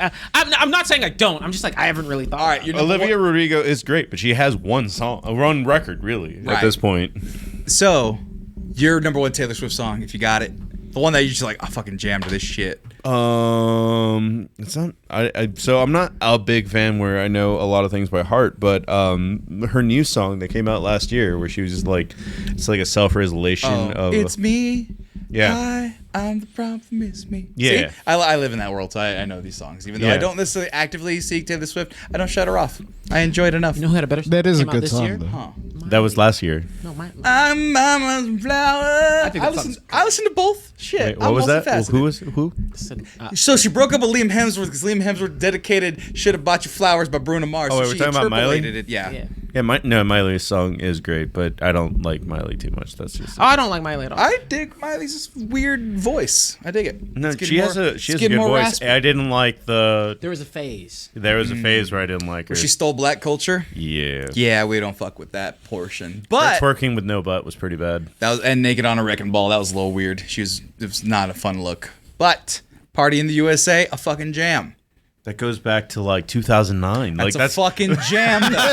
Party in the USA. Yeah. The Climb. We're talking- empty. Yeah. We're talking Empty. the black hole. Literally, it was called the Black Hole, where she took Jordan's jersey and made it a fucking romper or whatever the fuck she did. You remember Twerking on that? stage and shit. Huh? Exactly. That was the Black Hole, and then she came back with what was the one she did? She did some album that was really nice, and I was like, "Fuck it, she's back. We're gonna ignore that." And then she did New Year's Eve with Dolly Parton. So there you go. You were there. We were watching Miley Cyrus's Dolly Parton New Year's Eve. You're number one. Taylor Swift. I could like Taylor Swift. I can rep so here's the thing, that if I were to put Taylor Swift like even in like a top 8 pop or country album, she wouldn't make the list. Not even top 10, really. Like it's just a matter of like I can listen to her music and be like, "Oh, that's good." Yeah, it's fucking solid. Yeah. I am with you on Yeah. that track. My number one, you guessed it right at the top of the show. I go, take my man card. It's the one thing I do that man's not supposed to do. And Marcos, call it for me. Call my shot. Oh, you want me to do it again? Fuck it. So it was funny because it happened off air, but it was just like, it's the thing that you've seen me do the most. And I was like, I don't know, cry. Legit conversation piece that happened. My number one is fucking crying. Not at movies, not at music, not at gossip. fucking just all the time. You don't understand, Ryan Gosling's None of mine so great. involved crying. What was one of your, what? I forgot. None of mine involved crying. You probably got a little teary-eyed defending Ryan Gosling Not and eating how butt. sexy he is. Not even really. In fact, I don't really cry that often. Right, but I only cry. I don't. Oh, go ahead. I'm in the same boat as TJ. I don't really cry all that often, but, It's not something toxic. It doesn't trigger like that, y'all. Shut up, Felix. I have to defend myself. It's his Latino passion. No, Actually- so the thing is, I don't like to cry, fool. Yeah, no, it's sorry. It's your Latino passion. No, It's actually really good. Well, the thing is I only like cry because I'm so passionate. so it started with me and my dad doing math problems. That Kevin Hart sketch where he talks about always crying when you do your math. You know, what's 1 + 1, Kevin? But I would cry because I was not good at math, and I would panic and feel like a disappointment. But then my dad would also cry while trying to teach me math. He'd get frustrated and didn't know how to vent it. And I think that's what ended up happening was that my dad was probably taught to hold in all his fucking emotions, and so that it would come out as like not even like sobbing tears, just like wet tears would come down. But me, it was just like like sad actual disappointment cry. And so like before I went to therapy, I would cry once every 3-4 months, right? Like I just would hold it in, something would happen and I would cry or be mostly angry. And yeah, you're right there, machismo. But I would just hold it in. And TJ, you've known me long enough at this point that I've cried dozens of times in front of him. I've cried in front of you. I've cried in front of you at brunch. We're drunk, sober, happy, sad, angry, sleepy, dopey. I fucking cry.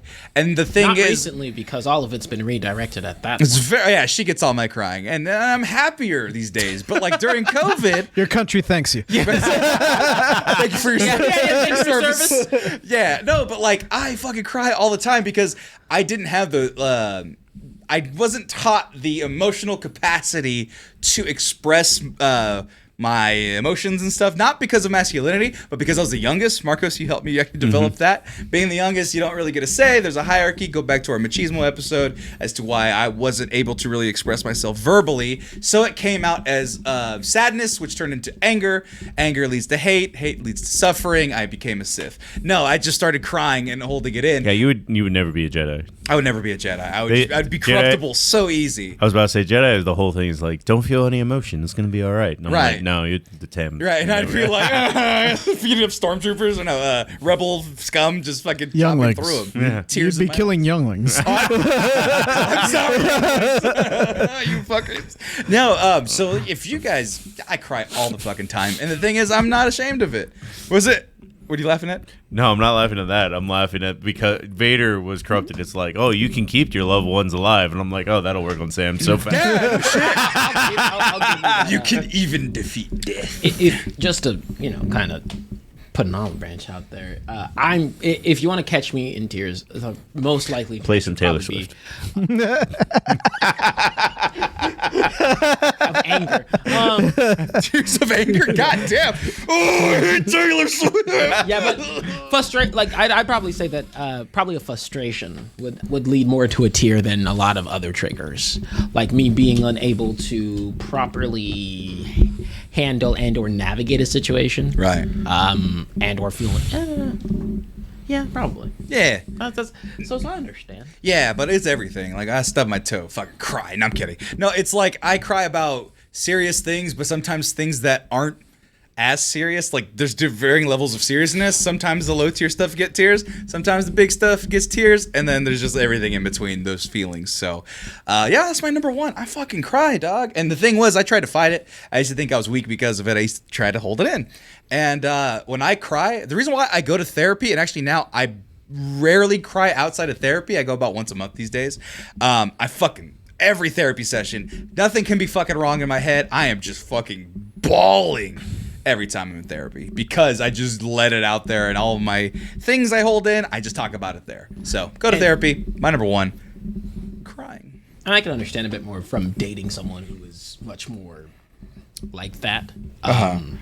And you just learn. It's like, oh, no, this is just an expression of their emotions sometimes. And sometimes they'll just be saying something. They'll be like, all right, look, I don't even know where those tears started to come from. Yeah. I'm confused. It's fucking crazy, man. Big feels, dog. TJ.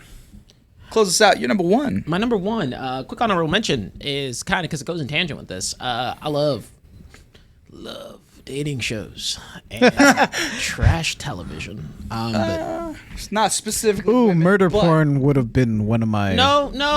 I'm talking Love Is Blind, like all the stuff. You talking about 90 Day Fiance? Yeah, like we just like, in particular, Love Island, Too Hot to Handle, Are You the One? Seen them all, every single. What about that season. YouTube one with the button?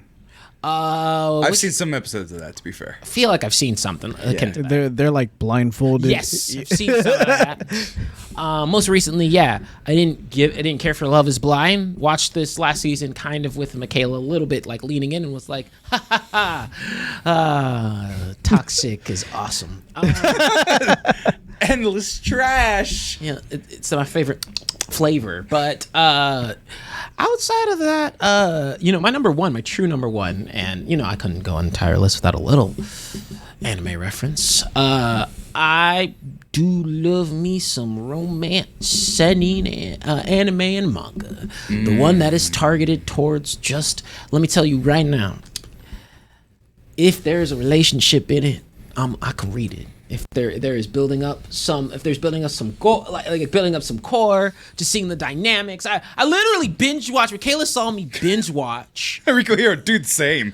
Dude, I'm telling you, I literally, Michaela just saw me binge watch on Saturday. The Angel That Lives Next Door to Me, all because it's like this one girl who goes over to this guy's house and cooks for him because he literally just cannot. She's like, you drink energy drinks and packets all day. That's all you do. Romance, I'm all about it. I'm a sap for it. Is this the one you're talking about? No, nigga, not that picture. That's the one. There you go. But trying to indoctrinate me. But yeah, I don't know, man. no, it is so like yes, it's so good. I just finished it. Sorry, just random thought, and I'm trying to remember the name. And this was a movie that made me cry. And it's kind of a romance anime. Not remember, but it's about the deaf girl. It's on Netflix, too. I know what you're talking about. I know exactly what you're talking about. But there's a bunch of things that are just like, man. So you want to get me close to tears? I will say, anime is one of those things that can get me sometimes close. A really silent close. voice. A silent voice. Thank you. I would actually probably even you would probably like that one, honestly. It's not. No, Shadow Shogun. Domestic girlfriend doesn't count. I don't know what this means. Nah, but it's I'll explain later. It's like, how do I describe it? It's like scratches this itch of just sometimes I want to be vulnerable and just watch something cute in a relationship develop. And sometimes they're really painful, like, dynamics, because I think one thing anime, it's a trope sometimes one does well, is like having to accept that a guy and or girl doesn't like is totally in love with someone else. Doesn't like you like that episode Dude, of Hey Arnold. okay, so this is like It hurts. This is a rare cut, but just because it's a really old anime, but it's really fucking beautiful. 9mm a second is literally about meeting someone that you think is going to be the 9 love. centimeters per second. Yes. It's someone that you thought that you were going to end up with forever, and they literally like time skips 3 times, and the last scene is just like they walk past each other, and it's just it's like a really sweet sad that it's just like, like that was the person, and then we're just acquaintances. So La La Land. Kind of like La La Land, but it's way prettier because of anime. It's got cherry blossoms. There's a fuckload of cherry blossoms on that one. Hang on, I need to step in here and say that La La Land is prettier because Ryan Gosling. I need to defend my position here, as controversial as it may be. So someone put it in the chat. So yes, I was one of the people who started off like talk about romance, like what is it? It's not Clan. It's Clonad. It's really like it's not. It's super tropey and trashy now. But it's really like it was the trigger because the whole second season is like so the first season is him falling in love with this girl, like winning her over, like proving himself to her father. Second season fucking comes out of nowhere and is like, hey, what happens if the mom dies during birth and he has to take care of the kid and fall in love with like sees the reflection of the mom every time as he's getting over this girl he spent all this time developing feelings for. That shit. TJ, that would tear my heart open too much, and I'm not gonna watch it. Yeah, no, I don't want to do that to me. I already feel emotions deeply. I would just cry at my own life, let alone these animes that you're speaking of that are intentionally made to tug at heartstrings. You know what, Sammy? I'm not even kidding you. I don't think he can make it through 2 episodes of Katara Lives Alone. No, dude, I'm telling you, if there was something that would get Sammy into anime, it would never be anything action, never be anything over the top. No. 100% he'd fall hook, like, and sinker for a romance anime because they are, to me, they're the most, like, just, they don't over the top. There's some that are funny, but they don't over the top anything. I like Slice of Life more than I like Slice of Magic Life House. is so good. Mongolian Chop Squad is like I've just rewatched it recently, but also like I'm telling you, like you watch Katara Lives Alone, you're just like the entire time. And no, oh, that's the one that grabbed me last year for sure. Because JJ was like, "You need to watch this," and I'm like, "I don't know." It's drawn really dumb, and then you watch it, and you're like, Oh my god. But when it goes to like even making some tears, just a quick like callback to kind of things that made y'all cry. For me, like the closest one I got in anime recently was with Ranking of Kings. In the first couple episodes, you just see this poor deaf kid get the brakes beaten off of him because of reasons don't want to spoil. Oh, what's that? And it's sad. It's just Oh, sad. is a deaf kid beat up for not He wants being to able be to hear? king. He wants to be the best, and they just won't let him. So it's like Ash Ketchum. No. Ash didn't go through no struggles. dude, I watched Ippo for the first time today, and it literally starts with like, "You're a nerd." Some anime have you thinking Japan is really about them streets. Fucking make you not want to go down some dark alleys in Japan. I'm not watching Grave of the Fireflies. Shut up, Felix. I know about these things. I'm not watching a bunch of kids decay and fall out for 3 hours. But for sure, number one, I'm a sucker for romance manga and anime. Give me a good romantic plot. Give me the struggle of the childhood best friend who will never get with the main character because he found out way too late and is now in love with this new person that came into his life. Give me all that shit. Or be a real mangaka, aka What'd you call me? be a real mangaka and do what one of these series did, where he actually just drew the ending scenario with all the girls and spent the extra time making like 10 chapters for each one. And I said, yeah, make everybody's dream come alive. There's one canonical ending. I won, but it's because you start to get teams. But yeah, a lot of fun. That's it. And you know what? Let us know now that we have no man cards left to offer. No, fuck Made in the Abyss. All of our man cards are gone, and we don't care anymore. We are a bunch of sissies. Fuck it. Nobody cares. We like what we like, and that's what real manhood is about, goddammit. If you want to be, I don't care. We went full circle and said you had plenty of man cards. Yeah. Yeah, no, time out. And at the end of the day, you can also come back to our next countdown. Top 5 things we consider super masculine. We man, toxic man. Toxic masculinity. What we subscribe to. That is incorrect. But You'll be Smash gone, bro. Big We can do Rock. whatever we want. Take Big Rock, smash make Little Rock. Dude, I actually really like. This only take 5 minutes, but it 5 was minutes. 3 minutes. Okay. All right, I really do like that. There's like an acceptance out there on TikTok that's just like this is a really manly thing, and it's just dumb. Like throwing rocks into Yes! for the boys. I saw a TikTok that was like a dude. I that will found, watch the fuck out of those. a perfect wooden stick that looked like a sniper rifle. And then it's just dudes crying like, "Oh, Tom." No, see, like that's the type of shit where it's like now that there's the age of hey, it's not about being toxic, man. It's about dumb man shit. It's the true sense That of boys hanger will be game. boys. Huh? That hanger game. Have you guys seen it?